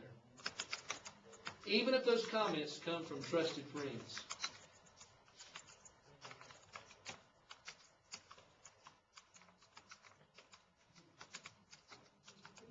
So with it, speak well of the other ministers and the secretary publicly whenever possible. I say more positive about me than she's got this thing about not wanting anybody to ever hear what she does publicly.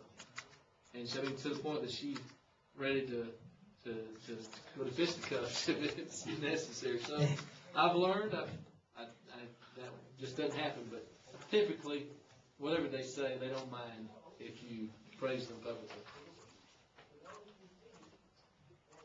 All right, guys, I am not trying to completely wear you out, but I'm trying to make some ground today. So that's it for that unit. Do you have any questions or any thoughts, anything you feel like wasn't handled in that? Some of you guys may never be in a multi-staff situation, but the odds are you will at some point. Yes, sir. This unit goes in. We're still in section 2. Okay. The preacher's professional life. Unit 3, section 2. Yeah, the last one's people. Okay. Preacher's personal life, preacher's professional life, and the preacher and people. It'll be our next section. All right, so let's deal just a little bit with office ethics. Here's where I want to go. I wanted to deal with some office ethics, and this shouldn't take very long. But now I want to deal with counseling. And I probably won't get to finish counseling today, but I want to start it. And then we'll try to get into that last unit next week, because I know your perspective is completely different from mine, but I feel like time is just evaporating this quarter. So when it comes to your assignments, you probably feel the same way. When it comes to classroom instruction, maybe not so much. All right, office ethics. These are the main points, and as you start to take those down, I just have a few things to say by way of some introductory material. Jim Waldron said this. He said, ethics or moral philosophy is the study of human actions in respect to their being right or wrong.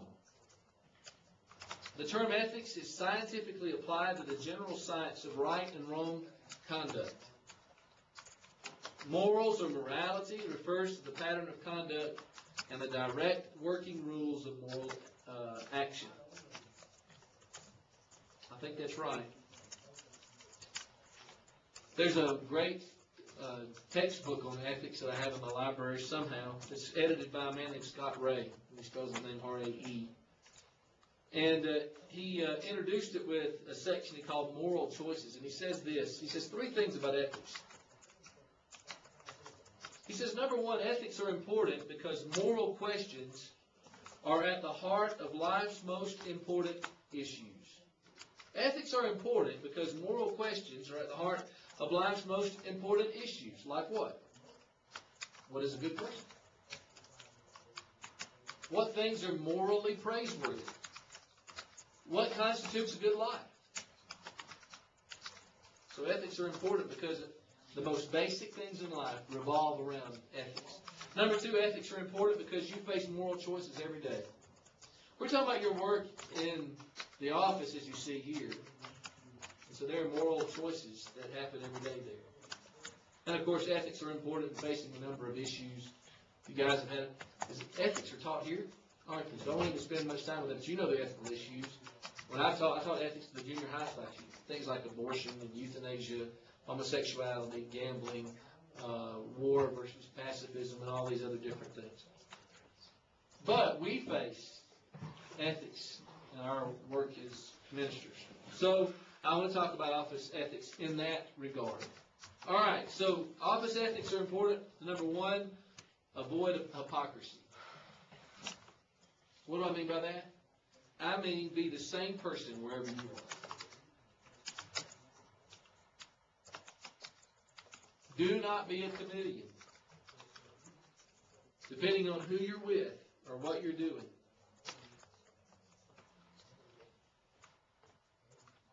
This can give rise to a pseudo-piety. You seem so godly and righteous when you're in the assembly. But when you're the small subgroup in the congregation, I don't mean you can't let down your hair and have fun and play cards and build relationships and just have a good time with people.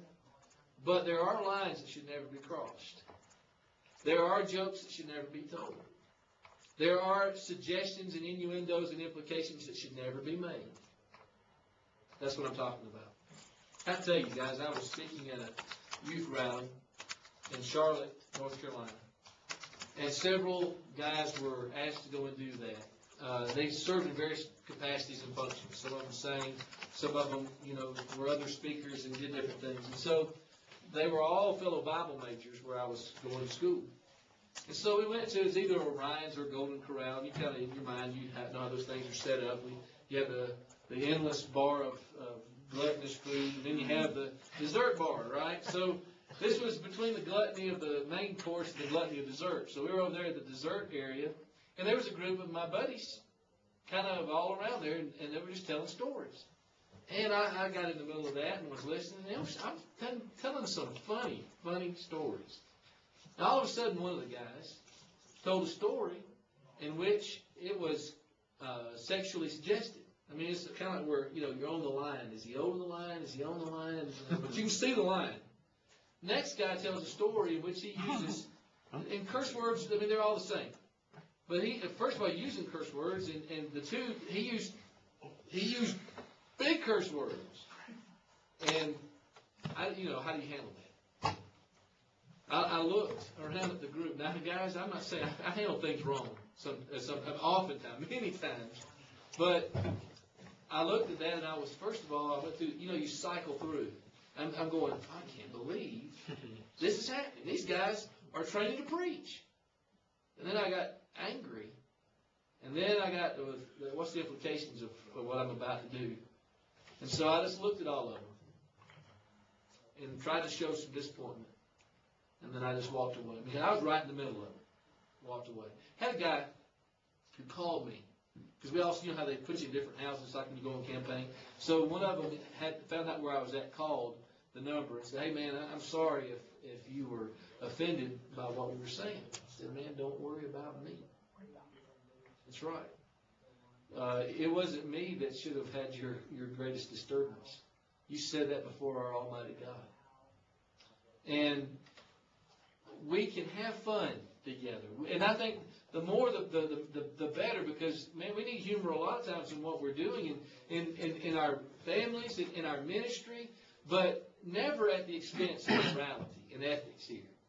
And so, now, those guys have grown up. Thankfully, we all done things when we were younger. I love that song, Remember Not the Sins of My Youth, you know, because we all have those things in our past. But it affected how I looked at those guys. Because they got up there and they said such beautiful prayers, so sweet, and led, you know, the youth group and singing. But that's not what I saw. I saw mouths capable of saying those other things. See, our influence is very precious. We've got to guard that. The man that people get in the pulpit and the classroom must be the same man that they get in private settings. When you play sports with them, when you're among friends, other members are going to be guided by your behavior. Where are we taking them with our example?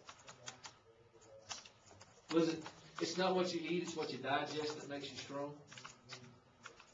It's not what we say, it's what we live that makes us genuine Christians. So I realize that kind of bleeds across the line. I'm talking about office ethics. What I'm talking about is the professional man versus the personal man. Being the same person. Another ethics issue is doing an honest day's work for an honest day's pay. We need to provide for things honest in the sight of all men. Let's just start there because we're almost done with that, but I've got some material I want to give you there that I think is important. All right, guys. See you upstairs. All right, yes, he's full of little puny. It must be the post-chapel. Right. All right. We're talking about doing an honest day's work for an honest day's pay. I had not given you the specifics of what I meant by that. I'm going to close this out in the next 5 or 10 minutes and then move into our counseling, at least introduce that. Number one is don't arrive late. We've already talked about this, so I won't belabor the point. But don't let hobbies and night owl activities rob you of productivity the next day. Number two, limit web surfing very strictly. Repeat that, sorry? Limit web surfing very strictly.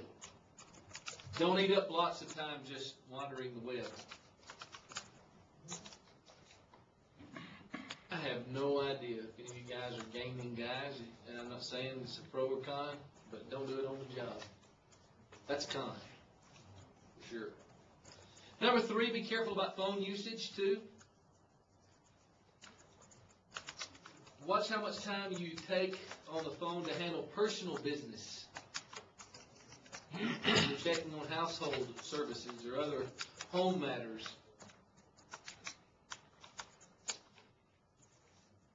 Just idling away, calling home, or family or friends. I'm not saying it's wrong to ever receive a phone call from home.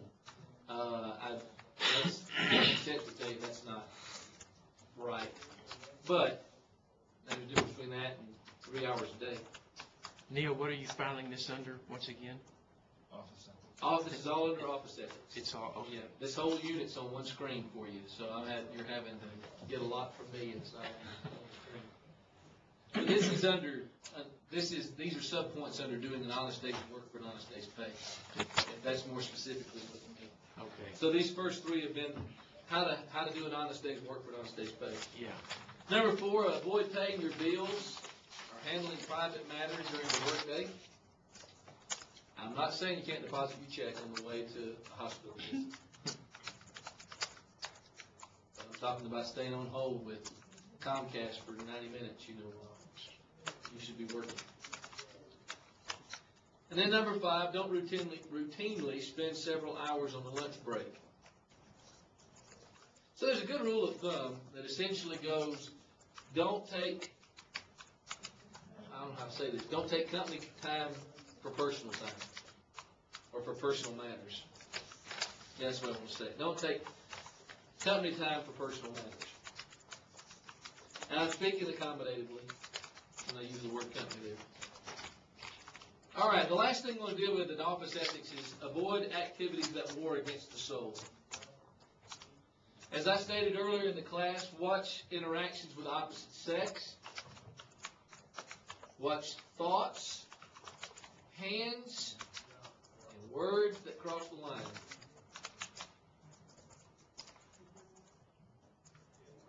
I think we talked about not meeting a woman alone, going out to lunch with them, ever. Even if it's the secretary, unless she's 90 years old and you have her husband's permission and your wife's permission. Number 2, avoid inappropriate web content. I was holding a meeting several years back, and I was going to check in for my flight online, and he left his computer up and said, yeah, sure. He had to, I don't know, this is maybe the way the web used to be, I don't know if it is now, where the web history is on the left-hand side, and all the sites were up. I don't know if he was meaning to delete them and didn't, or I don't know why they were there, but I was flabbergasted at what he had up. I mean, you don't even need to look at the site to know what he was looking at. And all the X's in there gave me some idea. This is a man preaching the gospel. And incidentally, a P.S. to that is that he destroyed his marriage. He was caught in the prostitution sting. That's the first preacher I heard doing that. Now, that can happen to anybody. But boy, what the impact, you're talking about influence today of a preacher when that's what happens to you. And it started with it included inappropriate web content that he allowed himself to be subjected to. No, I was going to ask, I was wondering, maybe when he was asked, what were you doing there? Did he respond that he was looking for his members? Oh, yeah. I don't know. No, he was shameful. Now, I may have made a mistake in handling that. They didn't have elders. I didn't say anything to the men at his request. Okay. Because how do you know when you're dealing with somebody who's pathological and who's got an ongoing issue, and somebody who had just slipped into, I didn't take a lot of, I was disgusted. I didn't take a lot of time to go through and see where all he had been, but I saw enough to see that he had been where he shouldn't have been. And when he asked for forgiveness, I said, yeah, certainly so, but you need to get help with this. You need accountability, covenant eyes, blah, blah, blah. Well, this is maybe before covenant eyes, but whatever resources I could try to help him with. So anyway, that's an ethics, from my office ethics. And preachers are not immune from that, especially if we don't keep our motors running and not letting them idle. Yes, sir. We just lost our TVs. Oh, I'm sorry. I'm glad you said that because I'm looking at it. You lost both of them. Yeah. I've got both of them. Why not? We got nothing. Oh, they just went off. Is it on a timer or something? I don't know. Might be. But they were active. Maybe Yeah. Dan turned them off from Paducah. Well, we'll find out. Maybe he's not getting. Maybe he liked me. I don't know. All right, we've got that one, but we want the other one. Yeah. Because we don't really need that one. All right, there we go. All right, we're back up. Thanks, Brad. Use strict filtering on search engines. If you're preparing a PowerPoint and wherever you go to get pictures that are public domain or usable, Google will have access to several of those. Set it to the strictest setting. When you find your motor idling, leave the office for a few minutes or discipline yourself to move on to something else. Go visiting, whatever it takes. Your mama's told you idle hands are the devil's workshop. She was right. But underneath all of that is guard your heart and watch ungodly desires. I mean, that really handles a lot of activities that war against the soul. But there's another area that's maybe more subtle that falls into this category of avoiding activities that war against the soul that may not seem so obvious. And that is, free your heart and your life of attitudes and heart issues that will hurt you spiritually. Now let me tell you what I'm talking about. Say that again. Yeah, free your heart and life of attitudes and heart issues that will hurt you spiritually. Now, we've dealt with the sexual, but there's a whole lot else that can war against your soul, isn't there? What are attitudes or heart issues that can war against you spiritually? Hatred or anger. Okay? Hatred or anger. How about bitterness and resentment? I have seen. I mean, maybe it's because they got fired. Maybe it's because they were controlled to what they felt was to too great a degree. Or they were betrayed in a relationship, either in the congregation, sometimes even personally, and they became bitter. And you forget that Ephesians 4:31 is in the Bible. Let all bitterness be put away from you. You ever seen somebody bitter, gritting their teeth, and they just wear it like this? That's sinful. And it's an attitude of the heart. And preachers can exhibit that. Resentment is along the same lines. Envy and jealousy of other preachers, of other situations, members in their circumstances. Younger preacher or older preacher. Grudge bearing.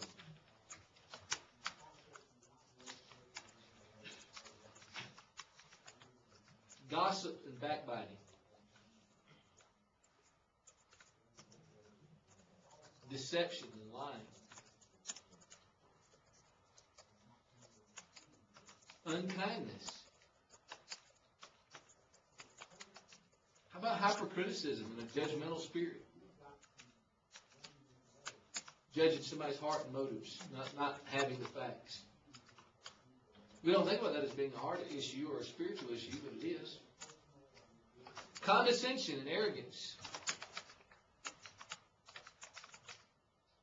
An unforgiving spirit. Indifference. Now, see, these are those little beetles that get in the tree. You can't tell, right? For a long time, the tree was fine. But those beetles are in there doing their work. And pretty soon, just the least little wind blows, what happens to that tree? It's on the floor. It's on the ground. So these are the kinds of things that can get inside of us that are not obvious whatsoever, that can hurt our effectiveness and war against our souls. All right, so the idea that you see there on the screen is the elders should be able to trust us to do the right thing. We should never behave in a way that would be mortified for members, catch us off guard by a visit.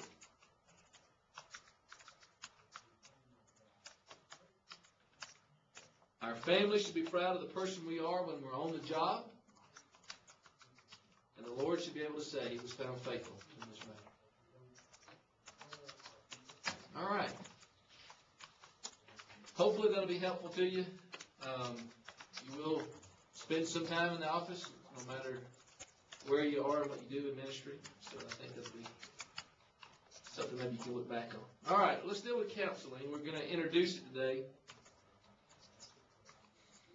Scott and Brad told me we've only got 3 class periods after today, so I know you're going to have hand cramps throughout lunch today when I'm trying to. I love it when you throw me under the bus. I'm sorry. Hey, you just reported a fact. You didn't. I didn't tell them your interpretation of it. You think my peers will see it that way? I don't know. Maybe we should have an interface. All right. In your face. In your face. Yeah, If it's a new. all right. Yes, this is a new unit called counseling, which hopefully will never be in your face, but it could be. Too much fun right Yes, indeed. That's when you know your brain's frying when you start doing that. here. Yeah. I've already told you guys it's not my forte but I've had to do a whole lot of it since 1992.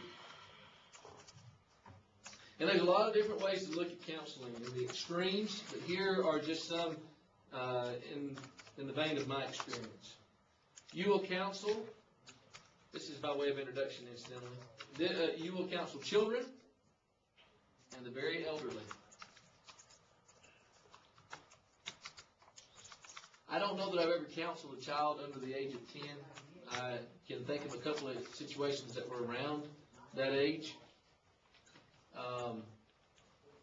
And you approach that completely different than you do with an adult. And with the very elderly, it's very difficult when somebody's much older than you and have gone through stages of life you don't even relate to, but they need help. You will counsel individuals that may come to you single, or maybe they're married, but they just come to you with issues they deal with. And you will counsel with the couples who have marital strife. You get into situations where we had some newer Christians that came in that wanted marital counseling. And I just asked them what it was they were dealing with. First thing out of the lady's mouth had to do with something very specific in their intimate life. I mean, when I say specific, painted such a vivid word picture that if I were to try, I could tell you today. And that was the source of their issue. Now, I had to back the train way on up and say, that's not what kind of counseling I do. I can't help with that. But it was at the heart of strife that eventually led them to divorce. It under some sin issues underlay some of the things they were dealing with. That won't happen. It may not ever happen. It hadn't happened to me since then. You may never have to deal with anything like that. But you get people in different circumstances. How about minor issues? I mean, things that you smile on the inside because they think it's this devastating, earth-shattering, and it's an easy fix. And then people facing life-changing and even death-related issues. You counsel with somebody who has terminal cancer, and they know it. It's inoperable. There's nothing they can do about it. You will counsel the stable, the mentally healthy, and you will counsel the unstable.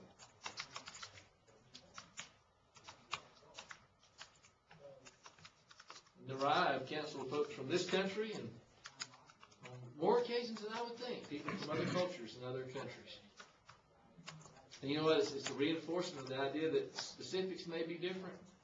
And there may be different rules, social rules, but people are the same. They deal with the same stuff all over the world.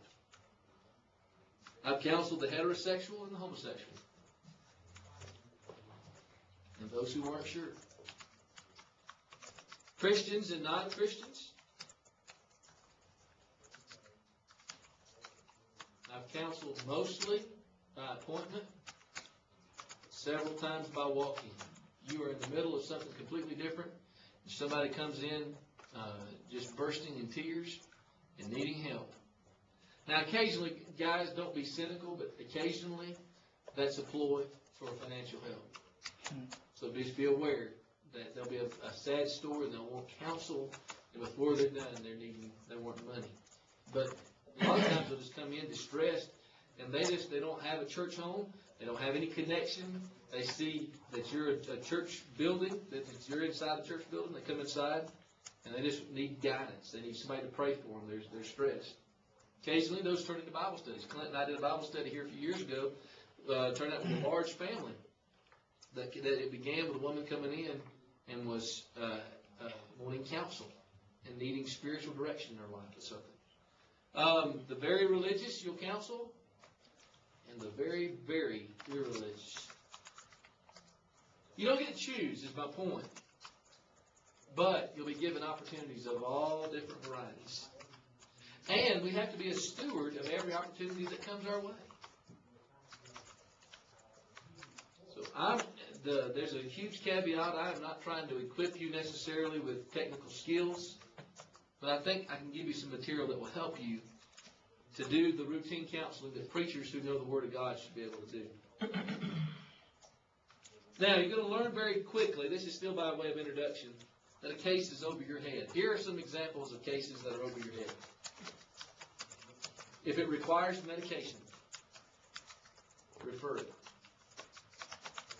Well, how do you know if it needs medication? You're not a doctor. You don't know that. You're not able to do that. If they speak of having seen a physician or a psychiatrist for the condition, you probably need to refer it. If it's buzzword conditions like bipolar or schizophrenic, you're not equipped to deal with it. I mean, you might be. I'm not. Unless you've had specialized training in that area, you're not equipped. If it needs medicine, you're not equipped. Number two, if in the initial interview, and we'll talk about that, if in the initial interview you discover there's a mental illness, sexual problems, or other matters for which you are untrained, refer it. Mental illness, sexual problems, or similar, for which you are untrained.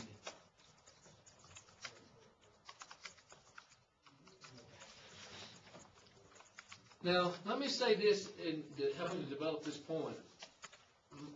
Everywhere I've ever been, there's been a dearth, a lack of qualified personnel in the area. And especially if we're talking about in the church, in the Lord's church. Now, you might go like Oklahoma City or Nashville or Atlanta. There may be a few places in the country where you're in that general area, and they have maybe sometimes not even one, but multiple personnel who are qualified, certified, who can handle these kinds of things. Now here, we've actually had a situation where we don't have that in the church, really, one that we have confidence in. We had a member of the church, or one that was associated with Churches of Christ, and now works for the Christian church. And all roads led to women's role in the church. And he thought that we were suppressing women and all of that. So we sent several people there, and finally we had to stop because he was fixated on this one issue, and we don't want to send somebody who's going to shake their faith on something like that. We focus on the family. Now, the good thing to keep in mind is if it's not doctrinal, and you need to vet on those issues, what's their view on marriage, what's their view on homosexuality, then really all over the country you can say, can you refer us to somebody locally who's been trained by focus on the family? And on some of those issues you can. Marriage, divorce, and remarriage, I'm not sure. But you should be able to deal with that, even though you won't want to. You'll be equipped to handle something like that. So most areas, you don't have qualified members of the church who have a shingle that have patients that come into. So what you got to do early on when you go to work is to find out where those resources are. Find out to whom you can refer. Maybe you want to interview somebody that's a Christian counselor and find out what their views are on the sanctity of marriage. Do they try to keep couples together, or is it the psychobabble of you need to take care of your own needs and your own self and make sure that you're treated well and that kind of thing. So you want to find out those kinds of things. Ask preachers who have been in the area longer than you have. Who do you refer a counseling case to? And of course you can ask elders and members in the congregation who they're aware of. All right, now, what major types of counseling do you think that you would be called upon to do? Marriage. All right, marriage counseling is going to be a big one. Children. Children. Okay, child rearing. I mean, youth. Okay, so adolescent and juvenile that kind of behaviors. Yeah. Okay. What else? Marriage problems. Okay, well, I kind of put that one under marital, but something that you guys haven't said is premarital counseling. I've got a rule. I absolutely, even if it's my brother, if one of my parents were to be widowed and would want to marry again, that rule is hard and fast for everybody. That I will not marry anybody. Okay, maybe my parents might be an exception. Other than that, not my sons for sure. Without premarital counseling, I absolutely will not. Had a young man call me, and it was in our youth group, and he decided he wanted to marry this girl, and he wanted me to marry them the next weekend. He was out of state, wouldn't be back until Monday before Friday, and I told him I could. He was mad at me, wouldn't talk to me for months. Divorced his wife about 18 months into the marriage. And see, that's what you're trying to do. What I'm trying to do, especially with young people, I'm trying to bust up. Now, I'm not doing it that way, but I'm trying to make sure they're compatible. Because the time, what David Saint used to say, the time you get divorced, before you get married, and not after. And so sometimes they're starry-eyed and they can't see the red flags that are right in front of them. I'm trying to help point to them, if there are any red flags, to see them on this side of the marriage aisle instead of the other. So premarital counseling, and then just individual sin issues. But most of that revolves around home and family. So I'm going to spend a lot of time with things on those tracks that can apply to other things. And I'm going to start with premarital counseling. 2 hard and fast rules about who I will marry.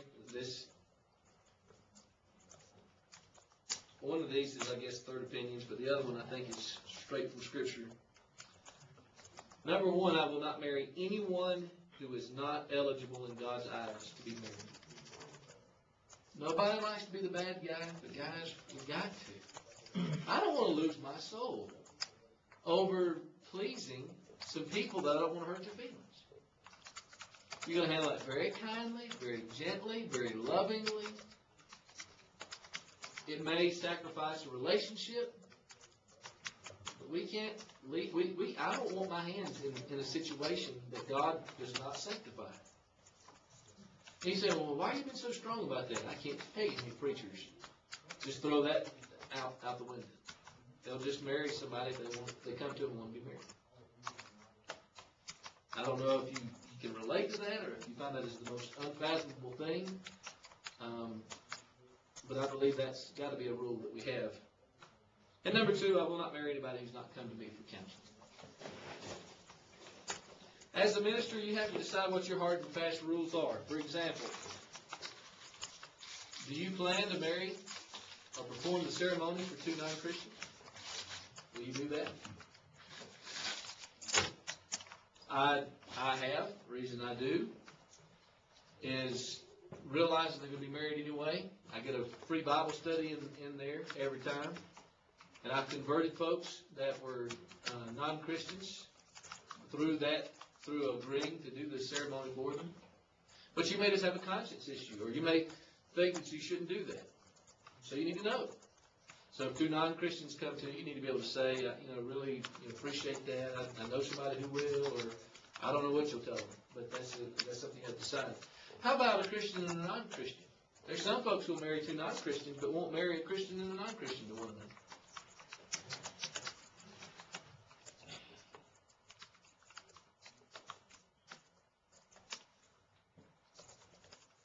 The reason for that second rule is that there are certain things that I think a man and woman need to know before they're married, that God's Word has to tell them. So I'm going to deal with that. So here we go. We're getting to premarital counseling and the performing the function of it. You begin by breaking the ice. Take the time to get at ease with them. You may know them very well. You may not know them very well at all. However the case is, you've not been in this relationship before. You're going to be the man that weds them. So take some time to set them at ease, visit with them. What I often do in the first session is I always bring my pad and my pen, and I just write down. I say, this gives me more information than they know. I say, well tell me, how long have your parents been married? Now, why would I ask them something like that? Why is that even my business? On one level, it's not. I don't really care. I'm not trying to dig into their business. But why do I want to know about their parents' marital status? You can see their attitudes towards marriage from their parents. It's going to form. Now, they may not. They may say, "Oh, they had a terrible marriage, and I'm going the far away the other direction as I can." But you can't come out of that without it having an impression on you. So I just want to know up front, what kind of example have they been given? What kind of environment have they come from? It's not a deal killer, but it's a piece that helps me to understand their attitudes. And a lot of times they'll say, well, yeah, they've been married for 40-something years. That doesn't ensure that they won't get divorced, but it does say something about the background. Or my parents never did get married. Or, any number of things can be said. I ask them how many siblings they have. Why is that important? What if they say I'm an only child? Is that going to help you in any way? there's advantages and disadvantages to every circumstance of life. A disadvantage of being the only child is that you've not had the give and take of a sibling relationship. So it might help me to know we're focusing on, look not every man to his own thing, but every man also to the things of others. Or what if she's one of 15 children? All of that has, I think, relevance. But anyway, I'm just trying to break the ice, get to know them as people, make them at ease, help them to relax. Then number two, I know we're in this technologically advanced stage, but I always supply them pen and paper. And I tell you why. If you can accomplish this with an iPad or a laptop or whatever else you allow them to have, that's fine. But what a pen and paper helps me to do is to see how engaged they are. I'm doing like I'm doing with you guys, and I'm giving them material that they need. I want to see. I can give it to them in a handout, but I want to see how serious they are. How important this is to them. And if it's important to them, then they're gonna be interested in what's being said. If they feel like they can be taught, you see, what if they sit there going, yeah, whatever, this is all stuff I know, yeah, whatever. Well, that's telling me a lot too.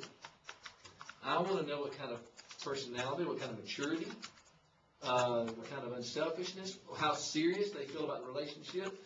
If this is the second most important thing they're going to do in their entire life, they should show it. Their face will surely show it, as the song would say. All right, so it tells about responsibility, their level of interest, all of those things. So that's why I do that.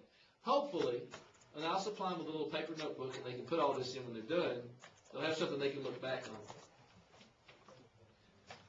I tell them I won't deal very much with the physical side of marriage. I will give them some books that they can consult.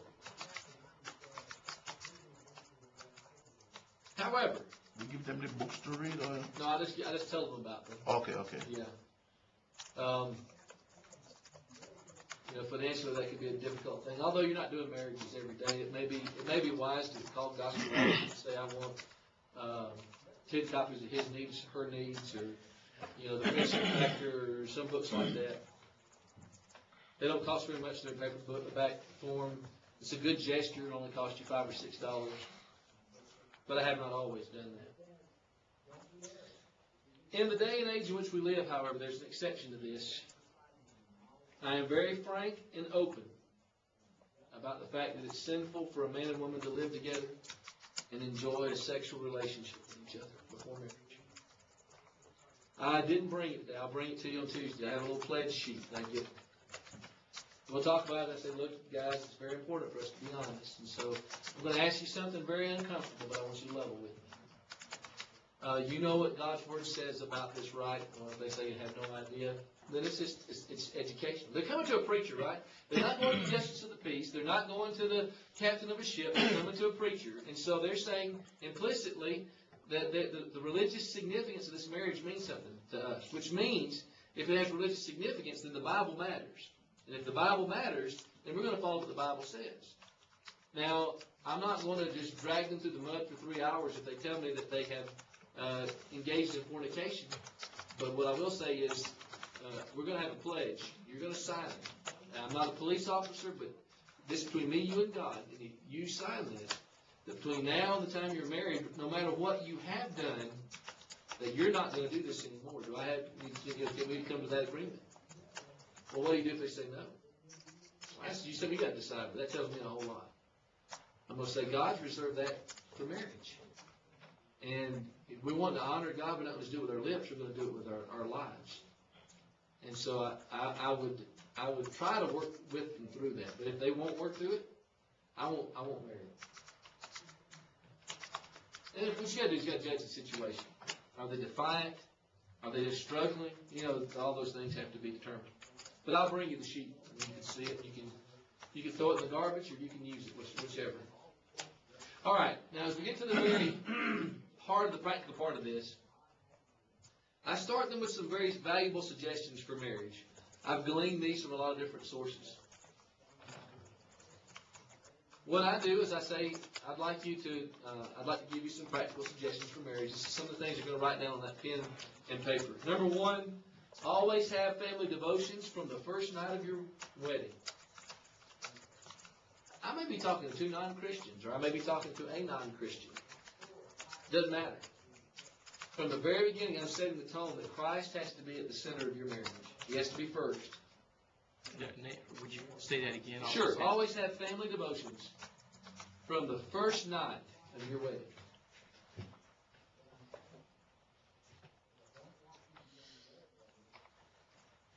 Number two, what I'm giving you is this material that you can expound on and discuss in premarital counseling. This is material that I think I can give to you to use. Yes. The first one again, Neal? Huh? The first one on the start. Okay. Always have family devotions from the first night of the wedding. This is something that you can be very confident in because you've been there and done that. That's right. And you're 20, 30, 40 years older than them, and you know exactly what it takes to keep them together. That's right. See, all of these things come together to do that very thing. Now, what you might want to do, is I'm giving you kind of the outline. You know what a question they may have is? What's a family devotion and how do you do it? That's great. So I'm glad you asked that. Well, here's some things that you can do in a family devotion. It doesn't have to be an hour long. You're going to come a time where you have very busy lives. You can have one day the Lord blesses you with kids or some situation to be in. They already have children or whatever it is. You say they're pulling you all different directions. You got to always make time for it. So I said, you may feel so embarrassed singing songs together, but that's all right. You'll get over that.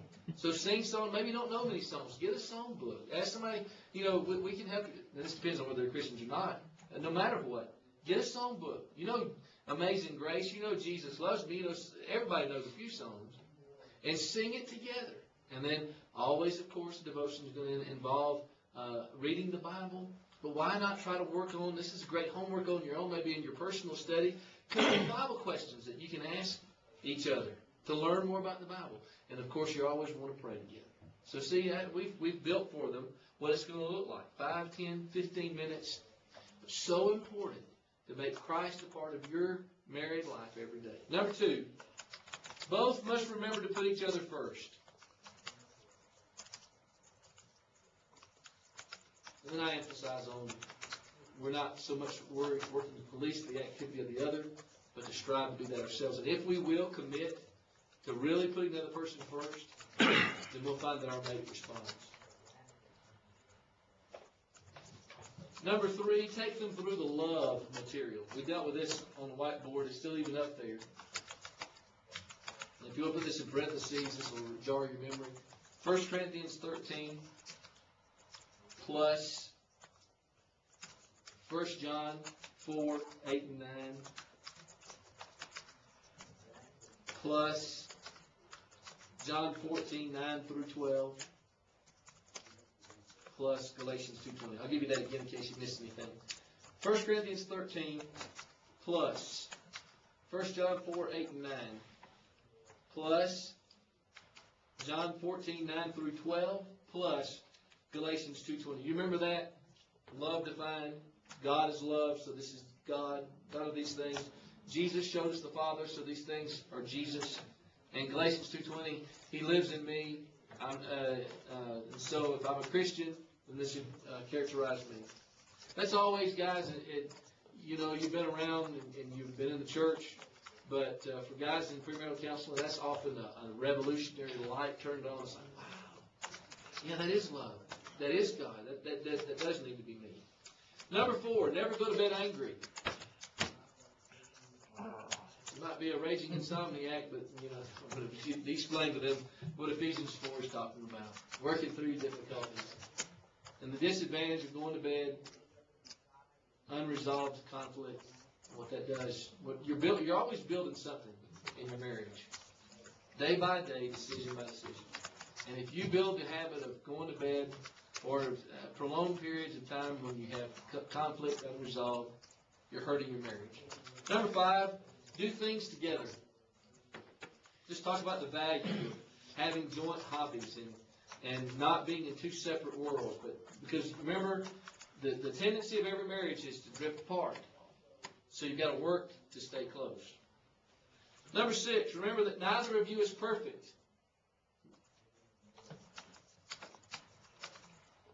It's easier when we're looking at ourselves, harder when we're looking at our mate.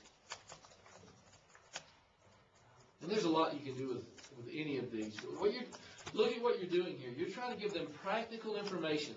You're building the foundation for the rest of the premarital counseling with just these items that will help them to build the right kind of, as Charles put it, that you will know what it takes. No matter what your personal experience is, you may have been married at varied lengths of time, but God's Word knows. And you're given the principles from God's Word that help them. Number 7, watch your friends. I can't tell you how many times poorly chosen friends have been the demise of marriages. In the church. Yeah. And it's not necessarily romantic relationships. It's advisors and advice givers and one of their friends that are telling them the wrong stuff. Number 8, guard against excessive debt. Now you don't have to belabor some of this because we're going to get to the 5 problem areas of marriage and we'll deal with that some more. Money's a great servant but a terrible master. Number 9, allow time for adjustments. And let each other be themselves.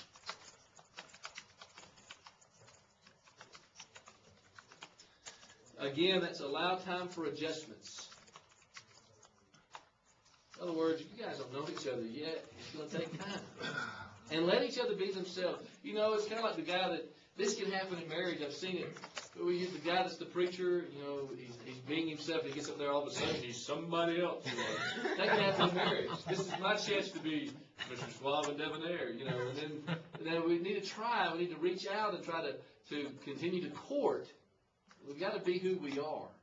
That doesn't mean that who we are is we sit on the couch all day and, eat Cheetos and, we don't take care of ourselves. That's not what I mean. But I do mean we are basically who we are. And that's this. I think I said it earlier, right, about the women marrying men. Women marry men to change them. And then men marry women thinking they'll never change and they're both wrong.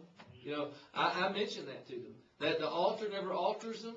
And the rights don't right them, you see. And so when you come into a marriage, you need to realize they are going to be who they are. You have to emphasize that, I think, in premarital counseling. And here's the thing. Some of this, guys, they're going to have such big stars in their eyes and they'll be so in love that they don't think, they'll think this will never happen to us. We'll never deal with this. 6 months later, oh yeah, now I see why. Number 10, be attentive to small things. You talk about what are small things? Compliments, little gifts, poems, emails. Huh? What was spend? Be attentive to small things.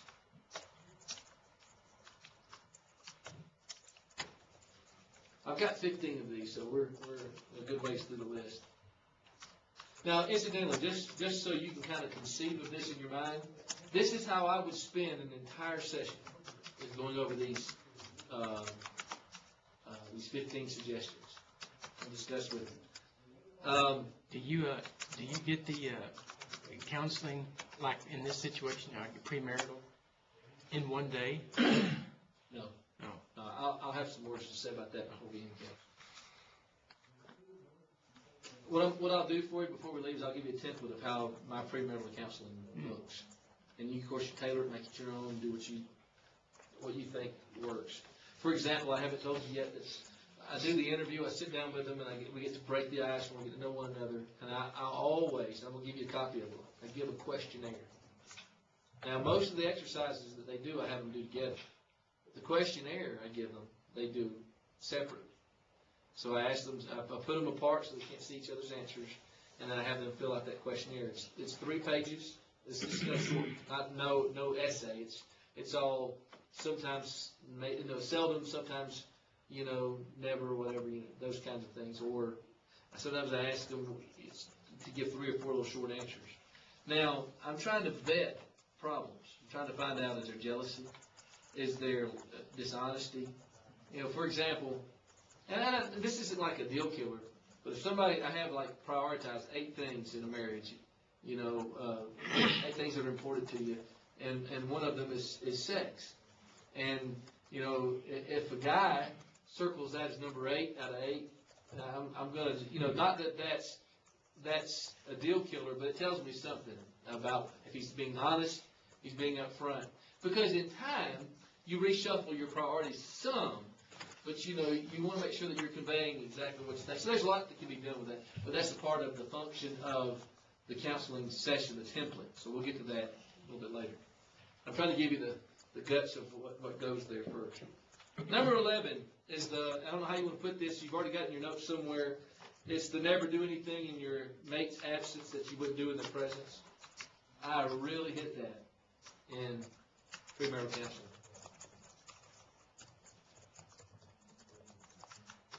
And as we remember, that has anything to do from pornography to the credit card. I mean, there's a lot of different things, that covers. So I don't know if you have a name for that somewhere in your notes, the absence presence rule or whatever. Number 12, assume your God-given responsibilities. Ephesians 5:22 through 33. One of the homework assignments I give, I think I may have told you this, is I give the husband or the bride, the groom-to-be, the verses that deal with her role, and I ask him to explain what does that mean to you, that the wife is to be in subjection to her own husband. And then I give the woman, the husband is to love, the wife is as Christ loved the church, Ephesians 5:22. And following, and I have them explain that because it gives me an idea of what they think their spouse's role is to be from a biblical standpoint. What did you name 12? Assume your God-given responsibilities.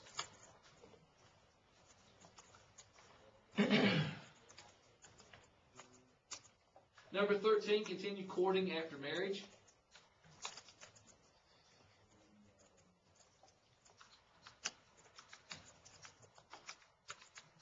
I got a question on that one.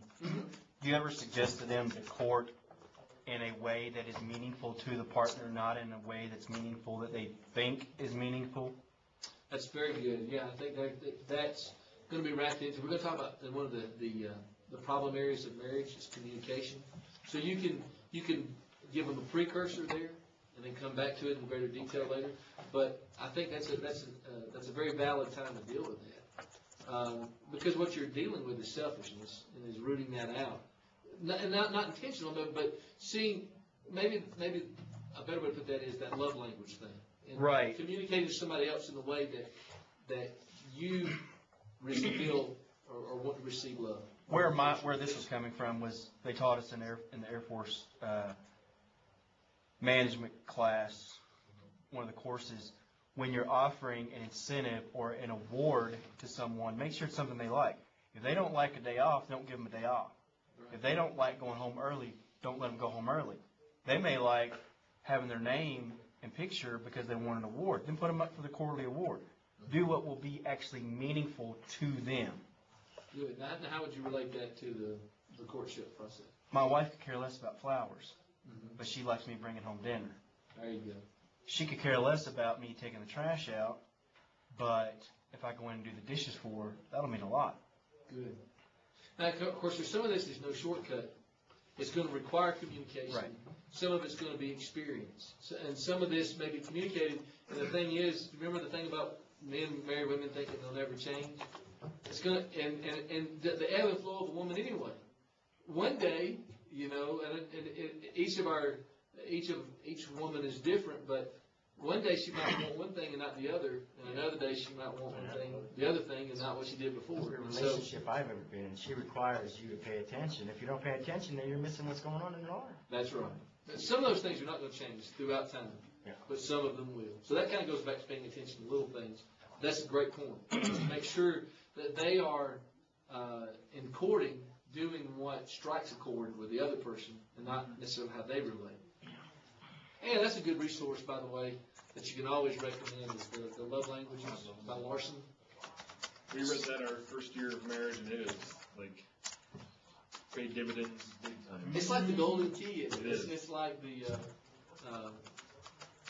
just really opens up. Every wedding I go to, that's what I buy for the couple, is that book, because it's just opens your eyes. You're like, oh, wow. Yeah, and it's really, it's 1 Corinthians 13 kind of a love. It's an unselfish agape approach to the relationship. And of course, you know, and if it's depending on the kind of counseling they have for children, and so the same principles apply to other relationships. Number 14, help one another get to heaven. Man, really, guys, you want to periodically come back to this, that the person they marry has a lot to say about whether it helps or hurts their goal of going to heaven. Neal, Yes. when you were giving them these suggestions, is there time to like discuss and kind of iron out some things? And let me tell you, and for that reason, that you bring up a great point. Sometimes this takes 2 sessions. It depends on the effervescence and the openness of the couple, how much the verbosity. It's like anything else. There's sometimes when there's people that you're trying to pull them out more, and you'll find some occasions where you're trying to immediately, you're saying, why do you even come to me? You want to talk the whole time, and you have to find a happy balance. But yes, in this, the happy balance includes being able to discuss all of this. Okay. For the sake of time, I'm kind of giving you the highlight. There's room to expound on all of this, I think. There's a need to. Number 15, I suggest repeat your vows ever so often or watch your video, look at your pictures. Why? Why would you say that? Because it reminds you and takes you back to why you got married. There are going to be times when you need that. Yes, you do. When you're on each other's nerves, when you're in these big ruts, when you're going through difficulties, problems, trials, you can forget. But I guarantee you, if you don't do it through just absolute walls up so high that you're not up for this, but you look at those pictures, you watch that video, and you see, the kids that pulled the runner out or dropped the flower. Whatever. Every wedding has something that goes wrong. You laugh together. She'll cry, and it's sentimental, and it reminds you that the times aren't always bad, and the time that brought us together was a wonderful time. Because our society tells them to give up, forget it. Times get hard, just throw it away. But God tells us otherwise. We need to convey that to them. All right. Unless they were married for the wrong reason, like I would see in the Air Force sexually, that was the only reason they got married. They got together for some reason. They liked each other. That's right. They need to remember why. That's right. And it's important to remind them sometimes the things that drew us to them can be what gets on our nerves. And we got to be reminded of that. Somebody who's maybe not good with money, they were impulsive. And the more regimented, organized person was drawn to that. Oh, spontaneous! It's an adventure. But then they're married to him for a while, and it's like, this can be reckless. So they're trying to help them through that, but forget that spontaneity that helped to round them out. Now that's so you talk about the thing is the disadvantage of premarital counseling to marital counseling is they don't get it yet. They have to be married a few years. They may be right back in your office, and then without doing the I told you so, you can gently take them back to the same thing. And they're going to be a lot better listeners now, more willing than they were at that time. All right, guys, I worked really hard today. I'm at a major stopping point. I want to give you this on Tuesday.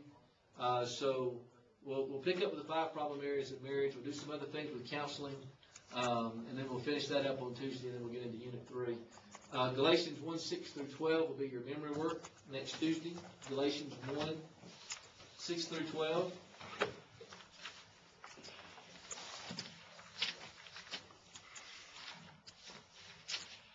I don't think we're going to get the normal number that I do in class, so that's nobody's fault. But sometimes it works out that way. So I know that disappoints you that you won't have as much memory work as your brothers who came before you. Is it Tuesday? Tuesday. It is Tuesday. Galatians 1:6 through. Galatians 1:6-12. All right, Chris, why don't you lead us in a word of prayer and we'll go ahead and close. Let's pray. Dear Heavenly Father, Lord, thank you so much for letting us come back here today. God, thank you for all the information and practical advice that Neal has been giving us. God, as we look forward into whatever ministry we might go to. God, I pray that we be able to keep all of this information readily available to us, that we might be able to draw back on it, and so we might be better equipped and be better tools for you, Lord. God, thank you for all that you do. Thank you for the wonderful lesson that Brother Nariah gave to us in chapel today, and that we might apply it to our lives and really take heed to what he brought us out of your word, Lord. God, thank you for all that you do. Thank you for all the blessings that you constantly give us, the ones that we fail to recognize so often. Lord, we love you. It's in your son's name I pray. Amen. Hey, I want to get those